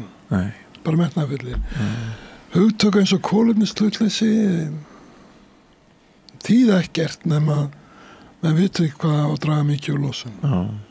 Og við erum ekki ennþá komið það langt að við getum sagt að eitthvað ákveðið magna skógrækt eða ákveðið magna endurheimt votlendis muni jafna út eitthvað sem við erum að losa. Það vantar tölurnar það. Það vantar, ég var nú komið að skýrsla frá Guðlaugi Þór að rétt áður hætti svo kallar kolefniseiningar og bara hugsaðir einn rúmmetri af koldíoxíði er 1 tonn. Hvernig mælum við það? Og ef á að binda 1 tonn af kolefni með skógrækt þá verðum við að átta okkur af því að fyrstu 10 árinu minnskosti það binst nú mjög lítið ekkert af kolefni vegna þess að tréð að komast upp í mólendi sko. Kannski ekki verið í 15-20 ár sem einhver bindingar á því og þá erum við bara að halda fram að losa allan tíma. Hvaða binding er þetta? Þetta er svona, þetta kallar binding í bið sem er náttúrulega bara ekki binding. Og það vantar umræði hérna það hvernig Ísland ætlar að draga úr allar þessari losun sem sjávarútvegurinn segist bara vera búin að þessu. Það er alltaf rétt hjá sjávarútveginum að vegna kvótakerfisins þá fækkaði skipum og vegna kvótakerfisins þá verður vélarnar nýrri og öflugri. Já, við veiðum miklu minna þorski heldur en við gerðum. Við, af því að þorskstofninn hefur svona aðeins tekið við sér, ekki í beinni hættu, þá vita menn hvar fiskurinn er, að eyða minni olíu á því. Þau eru ekki að sigla öll miðins að finna þetta litla sem eftir var.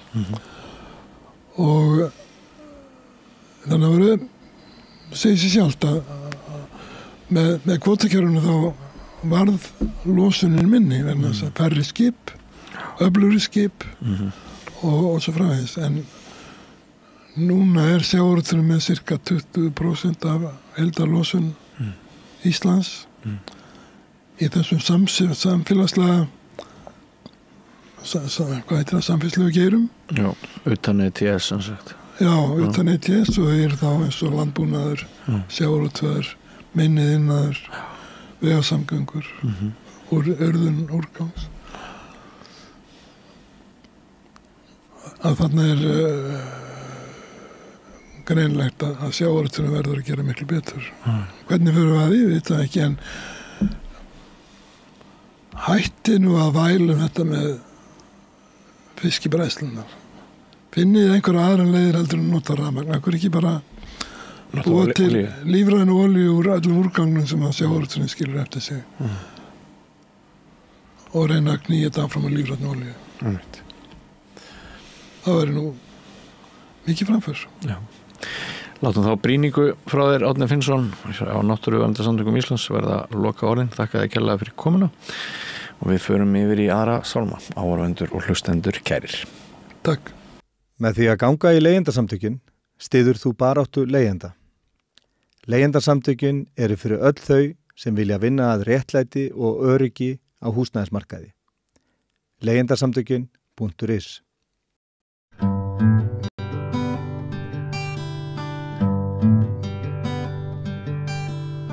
Komið þið sæl og verið velkomin aftur að Rauðaborðinu. Ég heiti Oddný Eir og til minni kominn góður gestur. Það er Andrés Skúlason, verkefnastjóri Landverndar. Þú ert nú líka með ýmsa aðra titla og marga fyrrverandi titla. Og ég eiginlega kallaði í þig svona vegna þinnar reynslu af sveitarstjórnarmálum. Þinnar eiginlega svona yfirsýnar. Þannig að mér langaði svona til þess að vita hvort við getum rætt orku og auðlindamál og svona byggðastefnumál og eiginlega svona framtíðasýn fyrir Ísland og landsbyggðina. Þetta er ekkert litlar spurningar og að því að stundum finnst manni eins og það sé tekið í sitt hvoru lagi sko og sem það þarf auðvitað til þess að fókusera á hvern þátt fyrir sig en það var náttúrulega eftir í tekið þegar þú varst oddviti í Djúpavogshreppi að þá var svona varðsá hreppur frekar eftirsóttur. Þar var stefna svona eiginlega, var það ekki hálfgerð opinber stefna, svona hæglætis, ekki meinlætislíf en Sittasló innleggingin sem við innleiddum þar og svo unnum við að mjög metnaðfullu aðalskipulagi þar sem við skrifum raunverulega þessa stefnu inn sem varðaði sérstaklega umhverfis og náttúruvernd. Við vildum byggja upp á fjölbreyttu atvinnulífi, lítil og meðalstór fyrirtæki. Vorum ekki að sækjast eftir verksmiðjulausnum, stórum vinnustöðum þar sem að helmingurinn af þorpinu myndi vinna, heldur vildi við fjölbreytnina og hver á einn einstaklingur sem hafði hugaði að gera eitthvað annað gæti fengið að blómstra. Það svona, og það reyndist afar vel. Við fengum til okkar mikið af ungu fólki sem kom bara gaggjart vegna þeirra stefnum sem við rákum. Þannig að ég til að það hafi sannað sig að því að við á sama tíma og við vorum að vinna að þessari stefnu þá verður sveitarfélagið fyrir margvíslegum áföllum. Uppsjávarvinnslun lokað á staðnum og gríðarlega tekjutap fyrir sveitarfélagið og atvinnumissi fyrir marga og þetta var mikið áfall. Svo líða 6 ár þá það er nú lengri tími, 2013-14 þá fer nánast allir bolfiskvótin í burtu, 90% af honum. Og það var annað kjafsök en fyrir það að við vorum búin að byggja grunn að fjölbreyttu atvinnulífi segi ég, þá tókst okkur að komast í gegnum þessa skafla. Þó þeir væru vissilega svakalega miklar áskoranir og íbúarnir stóðu bara saman og að snúa vörn í sókn. En er þetta ekki erfitt að vinna svona starf, mikið raunverulega grundvallar svona uppbygging sem á sér stað þarna í einum hreppi, hefði ekki verið jákvætt ef að þetta hefði verið líka í hreppunum í kring, þess að á stærra svæði þá hefði svona kannski Alveg sannarlega og enda sjáum við núna þau byggðarlög sem að fóru eiginlega of neðarlega þau að reyna að rétta sig við akkurat á þessum með þessa atvinnustefnu að byggja upp eitthvað svona margt lítið og gott eða og þú varst nú að benda á það í greinaskrifum öðru til dæmis svona vítilli varnaðar þetta fóru þessi samfélag mörg þarna í kring fyrir austan svolítið illa á til dæmis á stóriðju ævintýrunum, má ekki segja það? Já, við getum sagt að sókrafturinn hafi orðið svo mikill að því að pólitíkin var bara þannig þá að pólitíkur svona leið þá sem að voru okkar kjördæmi og bara almennt eins og stjórnarfari var að þeir töldu sig hafa leyst öll atvinnumál á einu bretti með alvörun á Reyðarfirði. Það var alveg stór undarlegt að hlusta á þá umræðu. En sókrafturinn var gríðarlega mikill á meðan á uppbyggingunni stóð sérstaklega þessi ár. Og það reyndi þetta gífulega mikið á okkur í jaðarbyggðunum að standa í lappirnar og við ákvæðum bara markvisst að fara akkurat þveru öfuga leið og reyna að byggja á fjölbreytninni og stíða til dæmis við listir og menningu sem var við sáum bara að var að virka. Á þessum tíma er ferðaþjónustan byrjuð að koma inn og það var svo merkilegt að þegar að ferðaþjónusta var tiltekið sem atvinnugrein í umræðinu þegar Kárahnjúkavirkjun gekk á sem mest þar, þá var það því var líkt við að fara að tína fjallagrös, að fara að treysta á ferðaþjónustu. Svo líða bara nokkur ár og þá kemur bara ljós að það þegar upp í staðið, þá er ferðaþjónustan farin að skila meira heldur sjávarútvegurinn á tímabili. Þannig að þetta var nú fljótt að breytast og fyrir utan það sem að ferðaþjónustan gerði og við ákváðum að veðja alltaf á hana, hún er ekkit óumdeild en við ákváðum að veðja á hana vegna þess að hún skapaði í leiðinni grundvöll fyrir margvíslega þjónustu innan byggðarlagsins, verslun, hótel, neymit fyrir fólk sem var bara í handverki, sem var í listum og menningu, nefndu það bara. Þannig að ferðaþjónustan studdi svo vel við þessa fjölbreytni og þetta bara virkaði og stundu tók maður umræðu við fólk sem að það var ekki allir sem fögnuðu ferðamanninum og jafnvel bölvöðunum og ég sagði stundum við íbúana, nú skulle ég átta okkur á því að við viljum öll hafa góða þjónustu í nærumhverfinu. Við viljum hafa kaupfélagið okkar góða, við viljum hafa hótelið, við viljum hafa þetta og hitt. Ég held að það hafi verið konið 4 eða 5 barir bara þarna á svo litla stað. Og ég sagði við viljum hafa sundlu og allt þetta. Ekkert af þessu hefði verið til staðar nema fyrir það að ágóðun af sumrinu sem að jókst náttúrulega mjög með tilkomu túristana, þeir héldu uppi þjónustustiginu fyrir okkur og þá gátu þessi fyrirtæki borgað nýtt hagnaðin af sumrinu til að borga tapi á veturinn og hjálpaði að reka þá á ársgrundvelli mjög mikið og eftir þetta verð til dæmis hótelið, það þótti þá mjög sérstakt að við voru að reka ferðaþjónustu allt árið kring en til dæmis hótelið á Djúpavogi er hótel Framtíð alveg til fyrirmyndar því þeir hafa verið með heilsársrekstur og opið. En ég bara segja þarna fer þetta frá því að segja við okkur sem að vorum ekki beinlífs ánægðir með þessa ákvörðun Kárahnjúkavirkjun sem átti að redda bara öllu atvinnulífi svo til sem fólkið að þarna erum við og þetta er talið, þetta eru fjallagrösin okkar sem að algjörlega bjargar byggðinni. Það er seinni tíma skýring að fiskeldið hafi raunverulega bjarga byggðinni. Það var fiskeldi í firðinum byrja þegar ég er þarna. Ég hætti 2018-19. En svo tekur það mikið stökk eftir að ég fer og ég er ekki að segja það sé út af mér en áherslu breytast og menn og ég er ekki að gera lítið úr því að þetta veitir atvinnu. Aftur á móti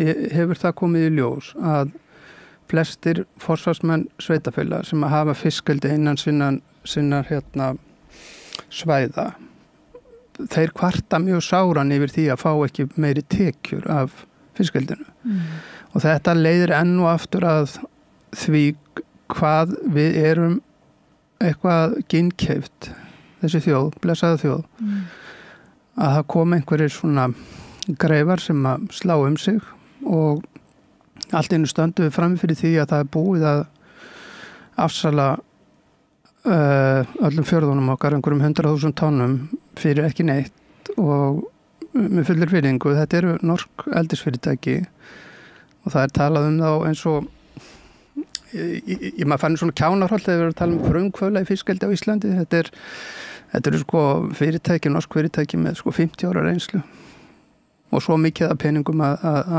þetta eru svona meðalríkustu manna í Noregi sem að standa að sumum þessum fiskeldum en með þessu er ég ekki að gera lítið og ég skil mörg eins og sveitafélag eins og fyrir vestan þegar að pólitíkusar koma og segja bara, heyrðu, hérna komum við með bara eitt stort projekt og hvað á fólki að segja, það er ekkert boðið upp á annað og þá komum við að því að þessi blessu byggðastefna, hún er einfallega ekki til það stendur ekki stafkrókur eða nokkuð, þetta er bara hendistefna hverju sinni.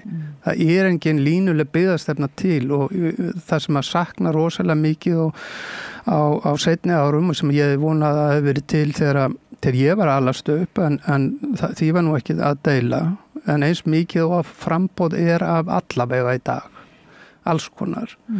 Að það skulle ekki hafa verið lögð meiri áherslu á að efla háskólanám og slíka nærþjónustu út landið sem að svo aftur við sjáum hvernig þetta hefur virkað á Akureyri hvað það hleypti strax lífi í allt á Akureyri og nú er Akureyri bara í góðri uppseflu. Hvar ólstu upp maður spyrja? Hvar ólstu upp? Já. Á Borgarfirði eystri. Já. Fallegastast á Íslandi. Svo er Djúpavogur svona vestalveg næsta við. Næst fallegasti staðurinn. Já, ég verð náttúrulega að hafa til stöðana og það sem ég dvel gerðan á sumrin. En þetta er svona, Þannig að þú þekki landsbyggðina bæði sem barn, unglingur og sem úr þessu sveita stjórnarstarfi og við hvað er etja og núna náttúrulega er nýtt ár og það við erum með nýja ríkisstjórn og það eru heilmikil áform, það eru náttúrulega þessi fiskeldis áform, síðan eru sjókvíeldin og síðan er það sem sagt vindmillurnar, sko Finnst þér við vera að læra sem þjóð af reynslunni, til dæmis sko af reynslu sem sagt sveitafélagina, því núna til þess að þú ert að segja, Austfirðir, margir vilja náttúrulega ekkert viðurkenna að Kárahnjúkavirkjun hafi eitthvað verið slæmu kostur, sko, það hefur aldrei átt sér stað neitt svona uppgjör eða svoleiðis, en margir íbúar eða kannski þeir sem hafa allavega reynsluna af því, það er allavega ekki hægt að segja að það hafi aukið við fjölbreytni og hafi leyst eitthvað vanda í eitt skipti fyrir öll. Nei, sumir segja sko það verður til fullt af sérfræðistörfum og annað en aftur á móti að við lítum á fórnina sem að var og menn telja störfin, þá myndi ég ekki telja þau mikils virði sko, vegna þess að fórni var svo gífurleg sem þarna átt sér stað sko.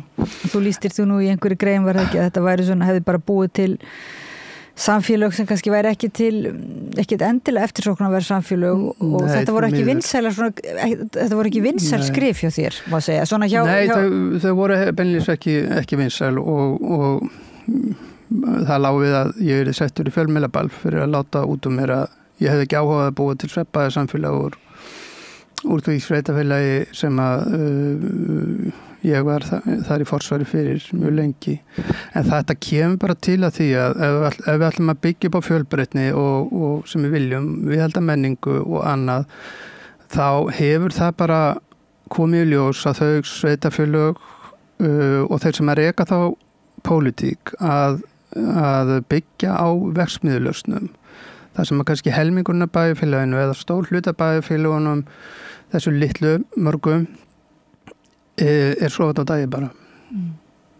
Þetta fólk verður félagslega óvirt og þetta hefur áhrif á samfélögin og ég sé alveg svona ákveðin menningarstruktúr hvernig hann hefur fallið á þeim svæðum þegar að svona stóra atvinnufyrirtæki koma inn og raunverulega hertaka sko þennan markað eða íbúana eða hvað sem ég á að segja það en hérna þetta gerir það verkum að þetta verður alltaf svona einhæft allt saman og menningarlega séð þá verður þetta voðalega svona oft dapurt yfir að líta sko. Það er svolítið eins og við höfum pantað þetta soundtrack því það er kannski hlustendur heyra að það er verið að bora hérna í næsta húsi og þannig að það er svo mjög mikið svona versmiðju hljóð þannig að talandum sko Djúpavogs hrepp þar sem að er þetta hæglætislifnaðurinn og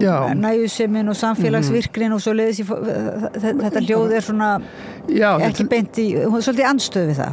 Já, ég meina þetta til dæmis bauð upp á það að fólk fór til dæmis til sveita í dreifbílinu þar sem var hérna að því að bændur hafa það nú ekki of gott eins og við höfum heyrt fréttum að þetta bauð til dæmis upp á það að hafa umtalsett mikið af bændum og fólki sem líka keyptu bara jarðir til þess að fara að stunda svona sjálfbæra ræktun og framleiðslu sem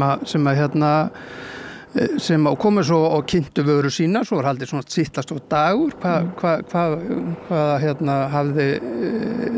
hafði sveitafélagið upp á að bjóða og íbúarnir og þá kom bara í ljós að þetta var alveg þörf fyrir þetta, það vantaði bara að skapa svona einhvern grunn og einhverja stefnu að styðja við þennan hluta. En fyrir þá sem ekki hafa séð, það var nú gerð bíómynd var ekki eða heimildamynd sá ég bara var það í Já, það hefur verið gerðað nokkrar fréttir allavega og jú, svona vinnið þættir þetta sko. En getur þú sagt hlustendum sko frá því hvað er þetta ítöl, hvað orð er þetta? Já, þetta er upprunnur á Ítalíu og það raunverulega byrjar svona í grófustu myndinni sko að þetta verður til í Róm, minni mig og þar vildi menn halda í sko staðarandan og ég held að hafi bara þurft eitt stórt svona McDonald's skilti inn í einhvern gamlan menningarsögulegan bæ sem að gera það að verkum að fólk sagði bara, þetta bara passar ekki til inn, akkur erum við ekki við sjálf og það er alltaf mikið þetta sem að gleymist ofta að við erum alltaf að sækja hlutina yfir lækin sem eru kannski bara við tætnar á okkur og þá kemur inn þessi menning og skapandi hugsun og allt þetta sem að og ég get náttúrulega ekki látið hjá líða að við fengum inn í sveitafélagið okkar stóra listamenn og erum með listamenn þar enn þetta í dag, mann eins og Þór Vigfússon sem er mjög þekktur og hefur gert stórkostlega hluti og svo bætist ofan á Sigurður Guðmundsson sem hann er ekkert lítið nafn og við stóðum fyrir stóri listahátíð á hverju ári sem heitir Rúllandi snjóbolti og gengur enn, hann rúllar enn og sem hefur tilneigu til þess að stækka til þess að rúlla lengra. Og með alþjóðatengsl. Alþjóðatengsl, með 30 erlenda listamenn allstaðar og skapa alveg frábæra jákvæða ímynd. Það er annað sem að skiptir sveitafélagið svo miklu máli. Það er að skapa þessa ímynd sem að verður til þess að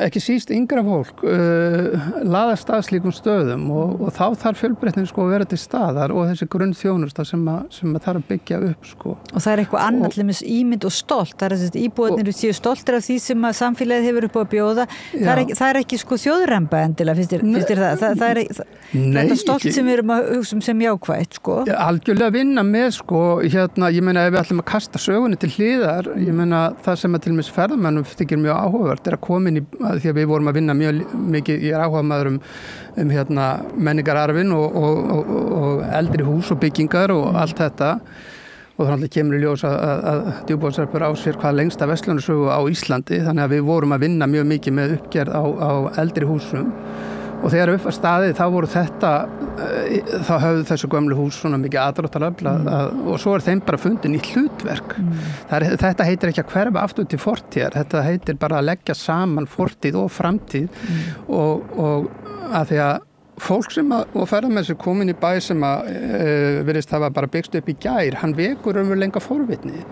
En finnst þér svona nýsköpun sem að til dæmis þið og margir út land eru að berjast við í háskólasetrum, í menningarstofnunum, söfnum, finnst þér slík nýsköpun svona samfélagsleg nýsköpun og oft menningarleg og tæknileg, finnst þér hún fá svona nógu mikinn svona meðbyr? Nei, bara hreint ekki og það er til mikils vansöfn þess að það er alveg gífurlega mikið af fjölhöf og listafólki og allavega sem að myndi blómstra ef við fengju plattform til þess. Það hafa verið gerðið svona vísar af svona stærri menningarmiðstöðum núna á eins og ef við tölum fyrir austan eins og á Egilsstöðum sem er svona miðlægu staður, þar er sláturhúsið. Ég veit að það hefur hleypt miklu lífi í og skiptir máli, alveg eins og Hofgerð og Akureyri, gjör breytti bara það hefur gífurlega áhrif á svæðið langt út fyrir. En ef við myndum okkur á stórfyrirtæki og erlendir auðhringir þess vegna komum upp einhverju svona grundvallar atvinnugrein og í kringum slíkt stórfyrirtæki sé einhvers konar svona afleitt starfsemi og raunverulega styrkir og þessi stórfyrirtæki eins og þeir lofa oft styrki menningarstarfsemi og þannig. Þetta er svona þessi sviðsmynd sem við erum svolítið búin að heyra svo óbæðslega mikið og erum því miður eiginlega ennþá svolítið að heyra rættum. Hvað sér þú, getur þú sagt okkur af hverju, sagði þinni reynslu, af hverju virkar þetta ekki? Hvað er það sem að klikkar? Af hverju virkar ekki að setja risastórt sjókvíeldi á Seyðisfjörð? Getur Seyðisfjörður ekki blómstra bara líka? Ég meina, Seyðisfjörður vill fá að standa, nú kem ég ekki það, en ég þekki mikið af fólki þann og annað, þau vilja bara fá að standa fyrir það sem þau hafa verið og eru bara stolt af því og þau eru náttúrulega hafa verið að leggja rosalega mikla rækt við menninguna og ekkert bara það, heldur skulum átta okkur á því að þetta er eina siglingarleiðin eða sem sagt þetta er megin leiðin inn í landið af sjó. Þarna kemur Norræna, þarna kemur hvað mest og langmest af skemmtiferðaskipum á Austurlandi og það er náttúrulega skapað svo löng hefð fyrir þessum ferjusiglingum milli landa og Seyðisfjarðar og augljóslega vilja þau bara fá að halda þessum hreinleika sem að þau hafa og ferðinu sínum óbreyttum staðan fyrir að það sem fyrsta sem að tekur á móti ferðamönnunum sé sjókvíaldi og sem að hefur á sig sko við getum sagt sko mjög misjafna mynd sko þannig að þetta er ekki það sem að Seyðfirðingar vilja að helsi þeim sko ferðamennunum þegar þeir koma inn í fjörðin. Þetta er náttúrulega ímyndarlegt mörguleiti sem voru að tala um. Ímyndarlegt og auðvitað mjög tilfinningarlegt og þetta er umhverfislega bara mjög neikvætt líka. En er það ekki líka bara að tala um sko hagfræðilega beinlinis á svona litlum? Jú, eins og ég sagði áðan, það er mjög sérstakt hvað er sótt hart að þessu að fá að reisa meira og meira af sjókvíaldi á sama tíma og sveitarstjórnarstigið kvarta sáran yfir því hvað er fá lítinn arð af þessu.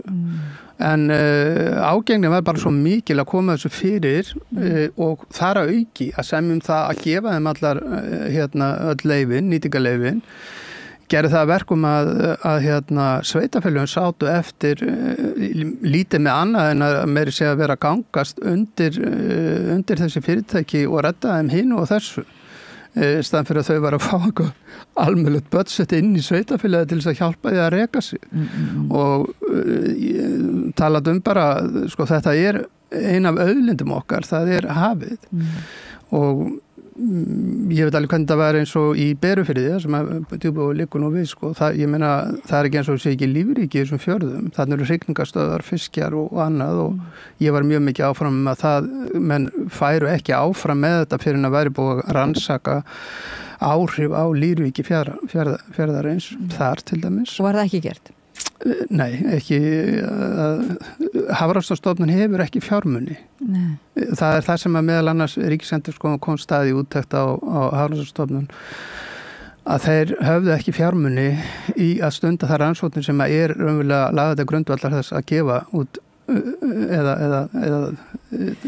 gefa út leyfi og tilnefna svæði og þetta er alltaf mjög alvarlegt að því að sko ofan og allt saman fóru sko var Hafró gert að sækjum í samkeppnissjóð sko umhverfis og fiskeldisins til þess að stunda rannsóknir. Þetta er algjörlega fráleitt staðan fyrir að rukka fyrirtæki bara fyrir þær rannsóknir sem þarf að gera og nei þá bara gáum við þetta líka. Þetta er sem þetta ekki faglegt leyfi þá þetta er pólitískt leyfi eða hvað? Já, bara nákvæmlega eins og það var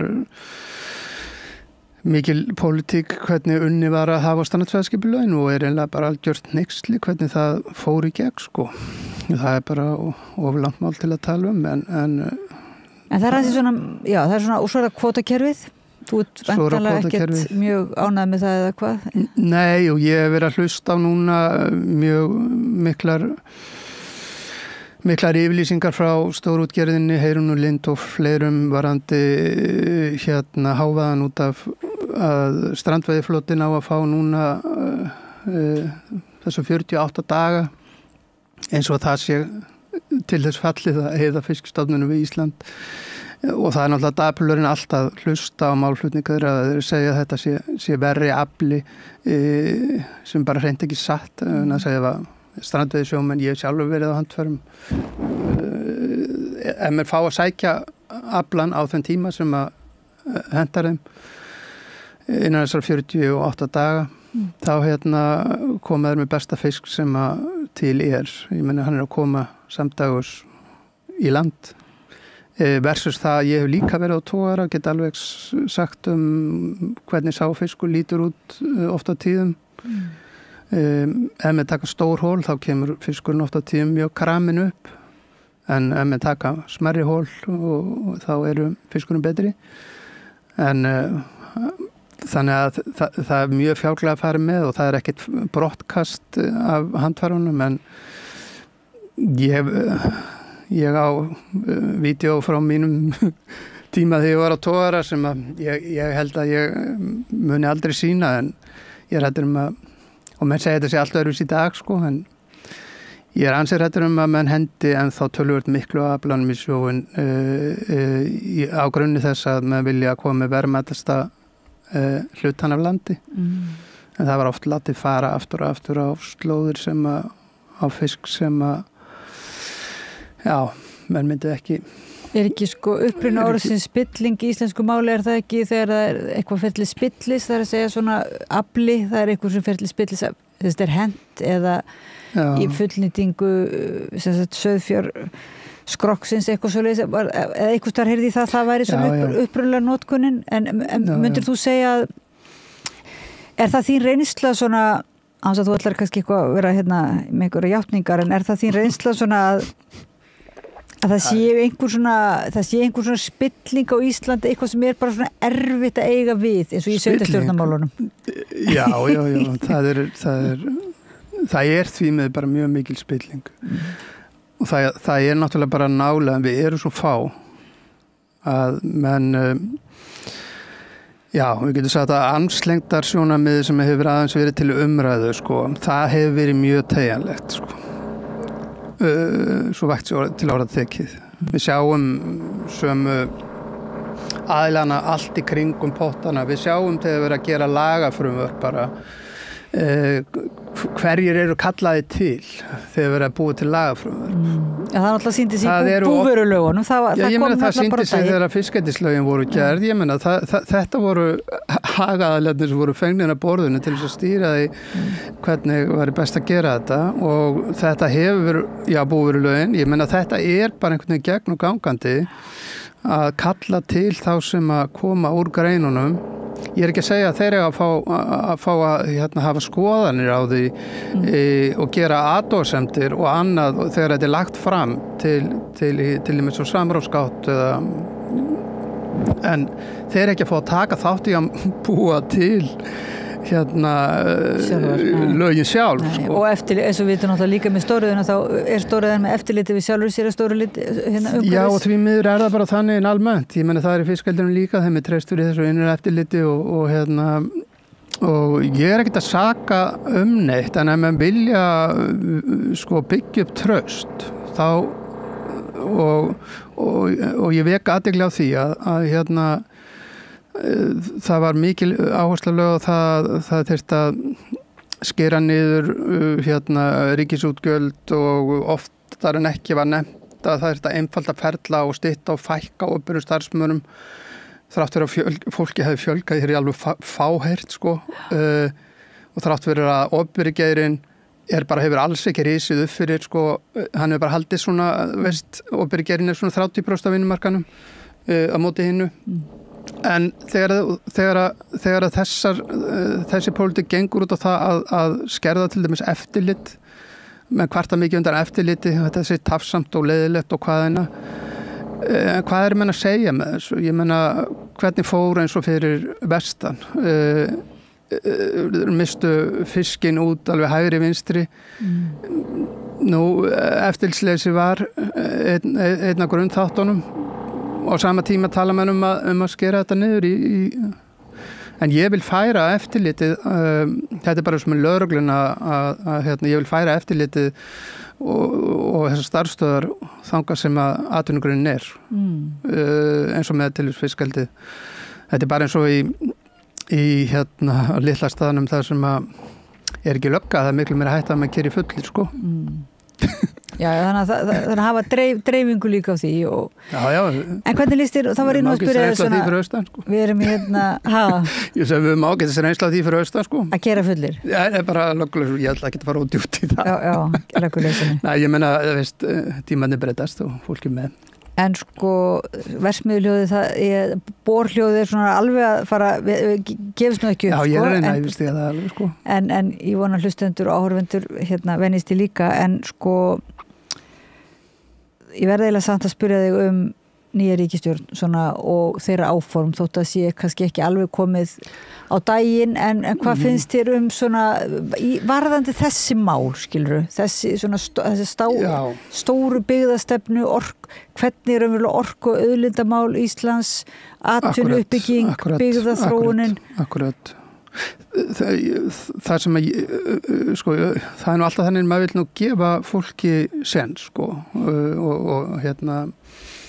og sjá aðeins á spilin sko, hverju þau ætla að spila út sko en það eitt sem að vekur athygli hjá mér, það það hvað var mikil áhersla lögð á það þyrfti að skapa nýja atvinnustefnu og skapa atvinnustefnu fyrir landi, það vantaði mjög svo.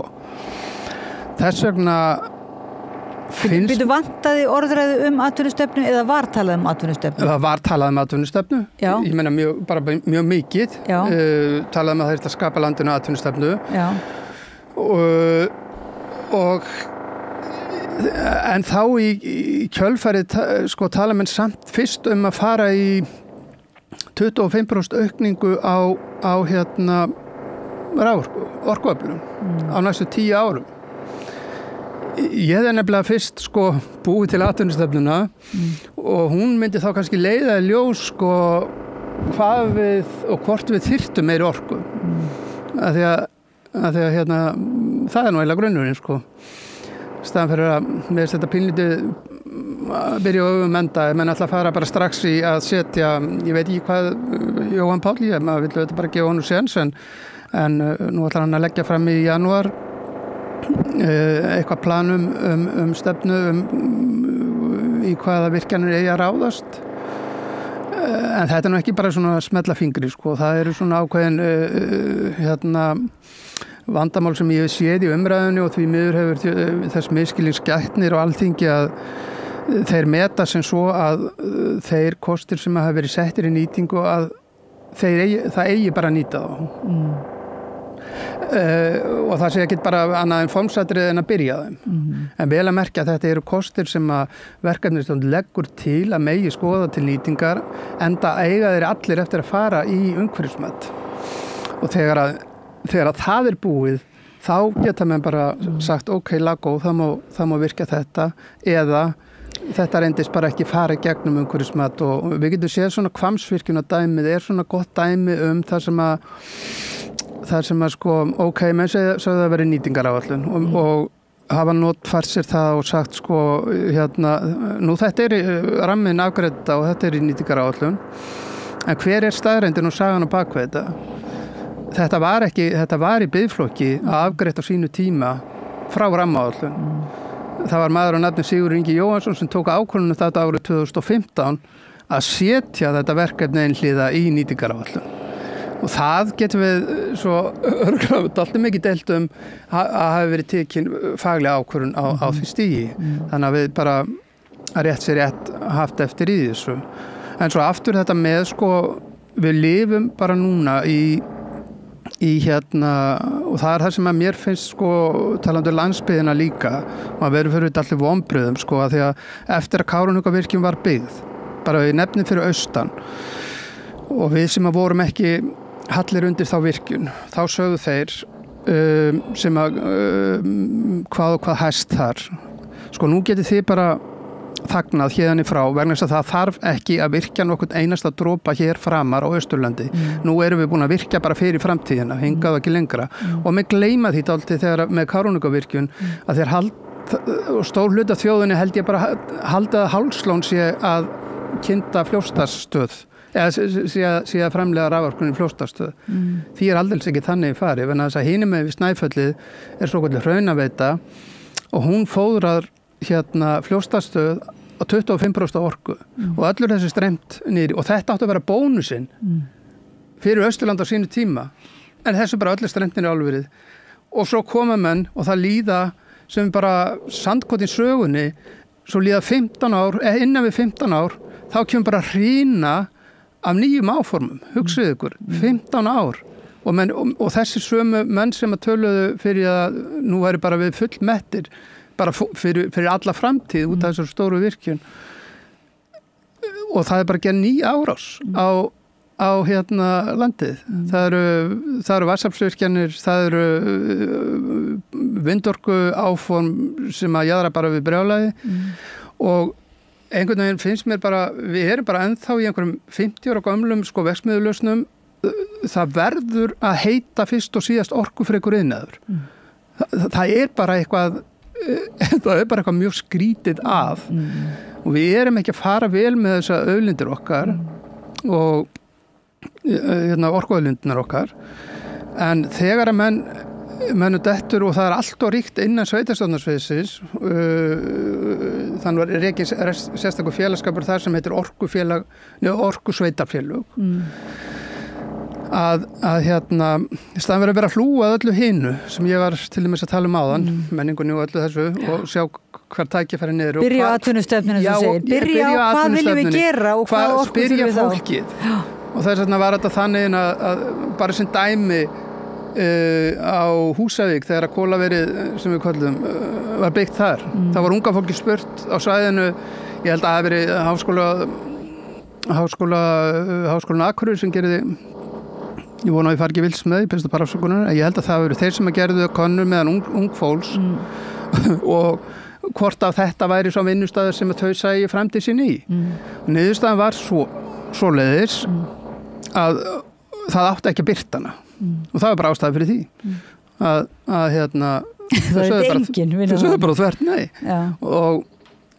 en ef að sko svona framsýni sveitarstjórnarmenn vilja ekki hlusta á unga fólkið en tala jafnframt alltaf það verða að gera eitthvað til að fá fólki tilbaka en koma svo alltaf með lausnirnar sem eru fólknar í fyrst og síðast það verður að vera orkufrek starfsemi og ég vilja þýðir orkufrek starfsemi einhvers konar verksmiðulausnir og það komið bara nóg af þeim og miklu meiri nóg af þeim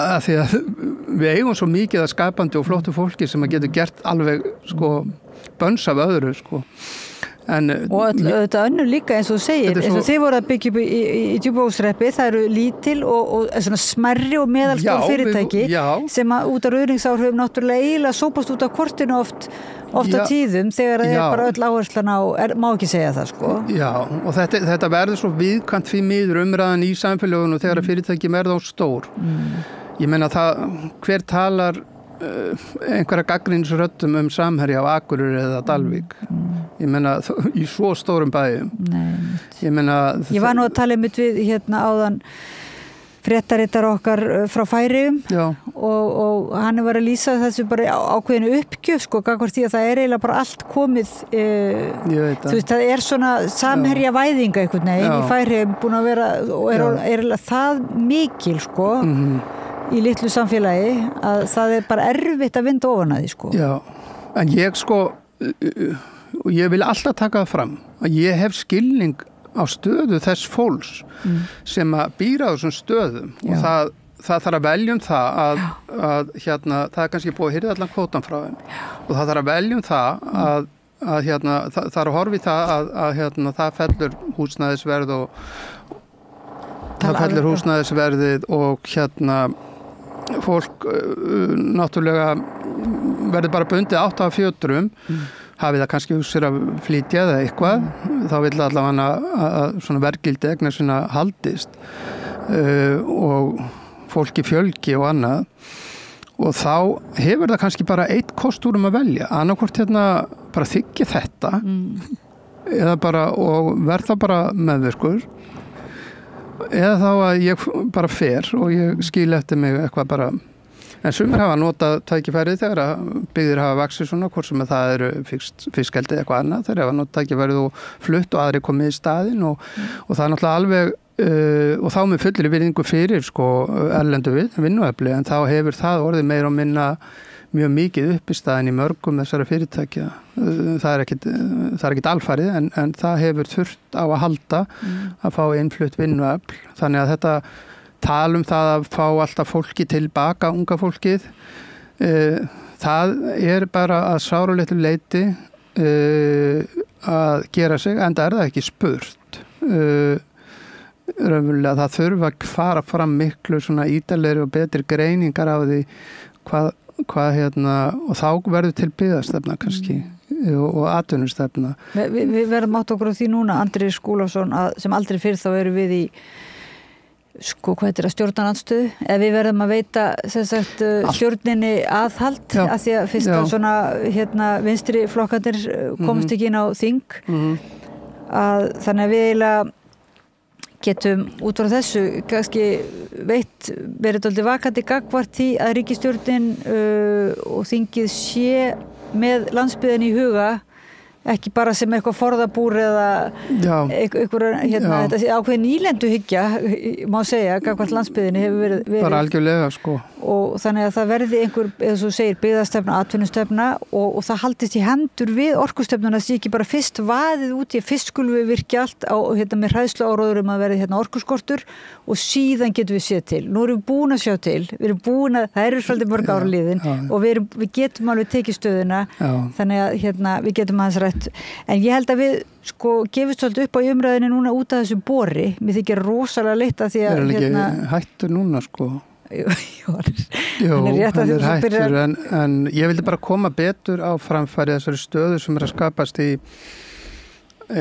orkumálunum af því að ásóknin er búin að vera gríðaleg og í bara íslenskar auðlindir og sérstaklega orkuauðlindinar og við maður gerir fátt annað en að lesa skýrslur þessa dagana ný áform og núna var að detta inn bara fyrir skömmu síðan áform sem að norska vindorkufyrirtæki Sefir var að setja upp á svokallari Hælsheiði og það vindorkuver nær að stærsta hluta inn á þjóðlendur. Þetta er 150 megavött að lágmarki, 200 upp í 250 metra háar vindmyllur og menn eru bara á einhverju rosalegri vegferð sem að ég segi bara að stjórnvöld þau verða bara að gjöra svo vel og kontróla þessa umræðu en þess að þetta er við erum komin núna með 41 verkefni sem búið að setja á laginnar og við skulum átta okkur á því að þetta eina fyrirtæki sem heitir Sefir þeir eru þetta er fyrirtæki sem eru í opinberri eigu sveitarfélaga og annara í Noregi og einkaaðilar eitthvað farnir að koma inn í það. En í einu stóra landi Noregi sem er 3 sinnum stærra heldur en Ísland. Þar eru þeir með 13 vindorkuverkefni. Á Íslandi eru þeir búin að setja 12. Og hugsið ykkur, Noregur er 3 sinnum stærra og þetta land sem að menn virðast vilja alltaf miða sig við eins og eitthvað fyrirmyndaríki sem að Noregur er. Þeir hafa ekki meiri trú á vindorkun en svo að þeir vilja helst koma henni úr landi. Það sýnir sig bara með þessu. Þá Íslendingar séu aftur það eins og nýlenda einmitt. Við auðvitað er það bara þannig. Við erum bara, það er allt til sölu. Náttúra Íslands er núna einfallega bara á söluborði og þetta sama Sefir fyrirtæki er með 14 vindorkuverkefni í Svíþjóð. Og það er nú bara stærsta að flatamáli Norður-Evrópuþjóðin. Ísland minnst, svo kemur Noregur, svo Finnland og svo Svíþjóð, stærst. En þeir eru með næstu jafnmörg áform hér og búin að setja þau á fullt, setja þau í ferli og þetta gerir ekkert annan verkum og af hverju koma þeir hingað og þetta er alveg eins og með gagnaveri sem vilja koma hingað og allt sem er yfirleitt stórt, gróft, iðnaður það er að því að reglugerðin og umgjörðin og annað er algjörlega banalt út í skurði hjá okkur og fyrir utan það að sem að hefur svo skýrst nánar og við erum fann að sjá að því að við búum við það að raforkukerfið okkar er að umbreytast bara allt eftir að þessi nýju markaðir kom inn, markaðstorkin það er engin tilviljun að frá því í apríl hefur raforkuverð hækkað í alltaf 38% upp 40 og engin vill kannast við neitt en það er náttúrulega búa til fullt af milliliðum og ég þetta bara hefur verið gríðarlega hugsið yfir því hvernig einhvern veginn hefur tekist að fá þjóðina til þess að komast að þeirri niðurstöðu að það sé besta lausnin að búa til hreint spilavíti úr þessari auðlind sem við eigum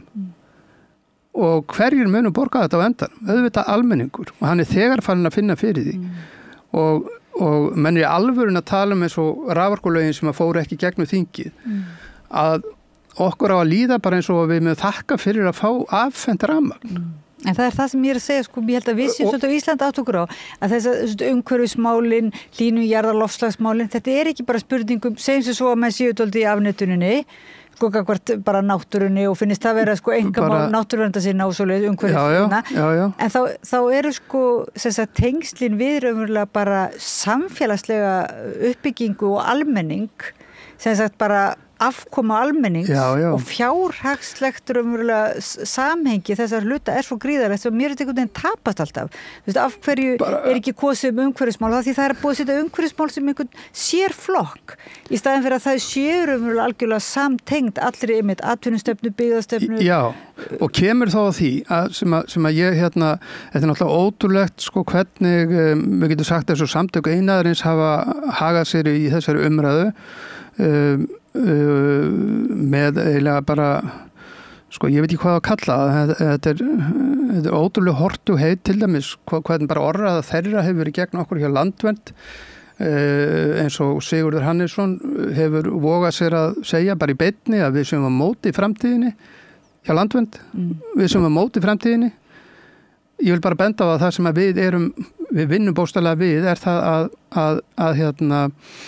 að menn fari vel með auðlindirnar, að við horfum til lengri tíma til einmitt framtíðarinnar með hagkomandi kynslóða og afkomandi okkar að leiðarljósi meðan að aftur á móti þessir menn vilja bara virkja allt í druslur eins og bara við sjáum með þessari herferð á vindorku og annað og umgangast náttúru og auðlindir okkar eins og þetta sé einhver ótæmandi brunnur og þessi nýja staða sem við erum komin í og verður erfitt fyrir Landsvirkjun að vinna með sem okkar opinbera stærsta mjólkurkú, það þessi árás og vindorkunar inn á landið og svo spyrja mann ekkert spurninga, menn fá bara að setja hvaða áfram sem og ef að hengja þetta rusl á okkar örugga lokaða kerfi sem allt öðruvísi byggt upp heldur en í Evrópu, þá mun það hafa alveg gríðarlega miklar og neikvæðar afleiðingar fyrir til dæmis landsbyggðina, talandi um byggðamál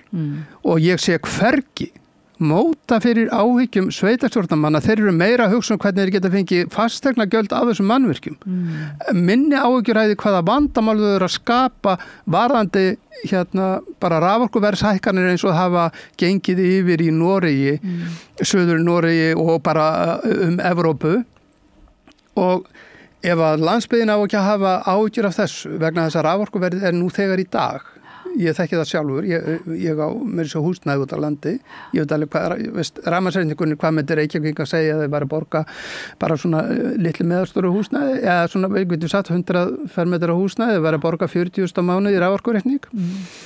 Ég hættur myndi bregða við og það fyrir bara stöðutækkandi og þetta ekki bara raforkuverði sjálft, heldur það flutningurinn og dreifingin sem að mun stórhækka líka vegna þess að vindorkan mun kalla á að því hún svo flöktandi, hún mun kalla á stórkostlega kostnað halvu Landsnets að mæta þessu óstöðuga afli og fólk að líka spyrja sig, sko raforkuverðið sjálft ekki nema þriðjungur af raforkureikningnum og svo kemur hitt inn á og þeir eru búið að hengja þetta utan á kerfið okkar, fyrir utan það þurfum við að þessa jafnvægisorku sem 40% jafnvel til þess að þetta geti gengið, þá geta það ekki eins og svaraði. Landsvirkjun ekki fara að afhenda þeim en það eigaði bara ekkert orku í það.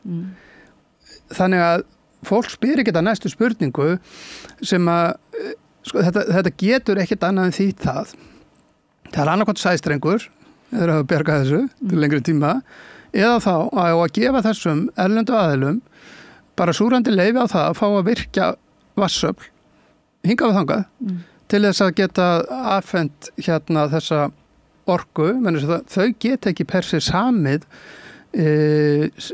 sig inn á raforkumarkaðin eins og hún í dag vegna þess að raforkulögin segja að grundvallar skilyrði fyrir afhendingu á raforku, eða fá að selja raforku afhendingaröryggi, stöðugt og þú sendir ekki stóra vinnustað heim í viku að því að það logn það bara þannig og þessi vonda umræðu það að vindorka sér svo bæði, menn kalla hana græna, menn kalla þetta mjög hagkvæmt, þá verður að taka það með í reikningin að það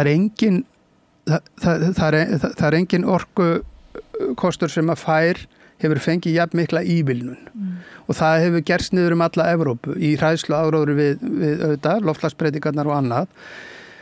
En við hér á Íslandi sem að búum bæði af gríðarlega miklu vassafli og jarðvarma að auki, eigum við að vera að bera okkur saman við þjóðir sem að hafa hvorki vassafl eða jarðhita og búa við hérna bara orkukrísu og það er búið að heimfæra vindorkuna að því að þeir þurfa á henni að halda á ákveðnum svæðum, suður eftir Evrópu.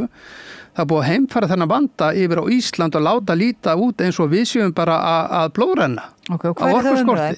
Hver á að gæta hagsmuna almennings og hver á að koma með þessa heildamynd og eiginlega svona setja upp sviðsmyndirnar og svona framtíðar hver á? Áformin, já. Já, ég meina, sko... Er það því þú ert í sveitarstjórnarmálunum, ekki sveitarstjórnar að beita sig fyrir því að fá þessar upplýsingar, Jú, en það er bara þessi gamli, einhvern veginn, þessi, ég veit ekki hvað að segja, þessi gróf iðnaðar stefna sem er allt gangandi. Ef þeir bara, sko, þeir halda orkan sé bara grundvöllur alls og bara nógu mikil orka og þá vil ég líka nefna það að varandi hana nýja orkumarka að nú eru sko almenningur hann er honum er gert í gegnum smásöluna. Landsvirkjun selur til heildsala og heildsalan eða smásalan verslar svo við heildsöluna og selur svo áfram út til almennings. Inn á þennan markað eru gagnaverin komin líka. Og ef að menn trúa því alvörunni og það vitallir að gagnaverin eru best borgandi fyrirtækin og ef á að gera almenningi það að fara að keppa og þá náttúrulega ræður sko takt eftir þá ræður hæstbjóðandi verðinu að því orkufyrirtækjunum er frjálst að selja til þess þetta spilavíti búið til sem ég kalla kauphöllin.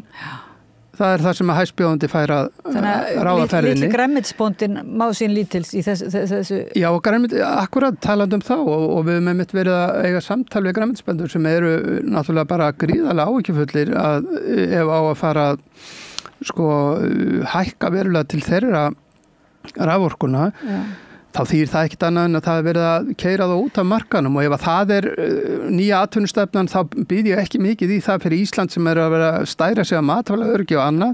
Ef að slíga þennan þátt og við ætlum að fara að flytja inn grænmeti með skipum langt sunnan og hafi hversu mikið loftslagsmál er það.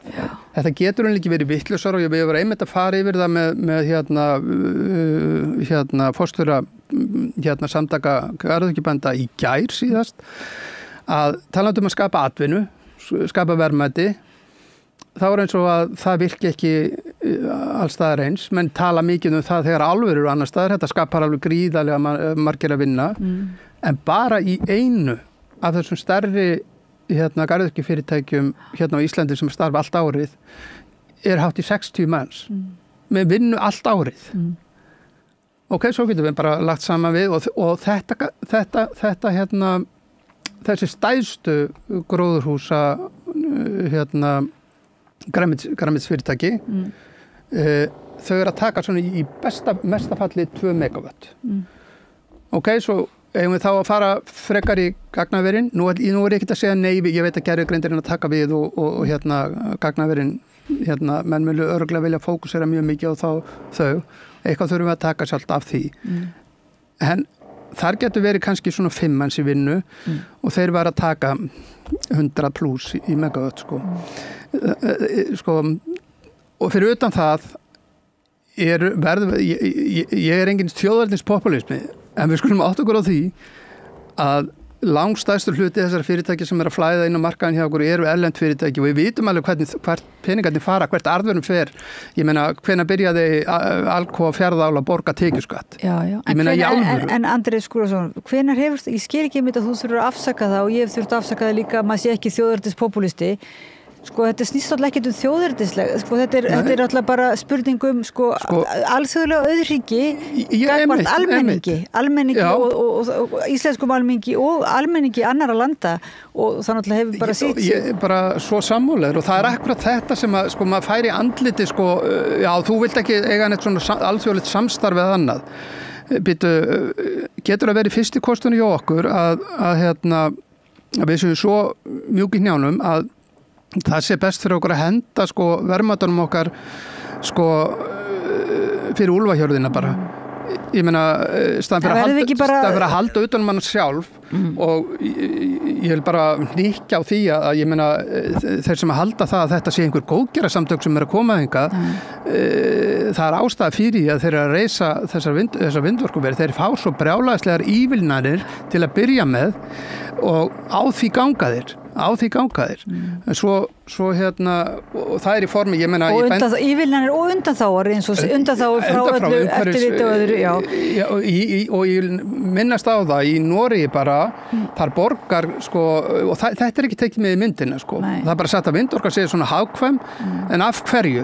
Þetta eru samskipti við útlönd, þetta eru samskipti við auðringi sem við erum að bjóða sjálfum okkur upp á svona að vera nýlendu svona auðmyggjskap nýlendu undirgefninni alltaf, við erum föst í því í Noregi til dæmis þegar voru að greiða götu vindorkunar, það borgaði hún að minnstakosti í opinbergjöld 3 sinnum minna heldur vatnsorkan bara það og svo fyrir utan það voru sveitarfélög og annað hjálpaðum við að gera allavega til að koma þessu fyrir.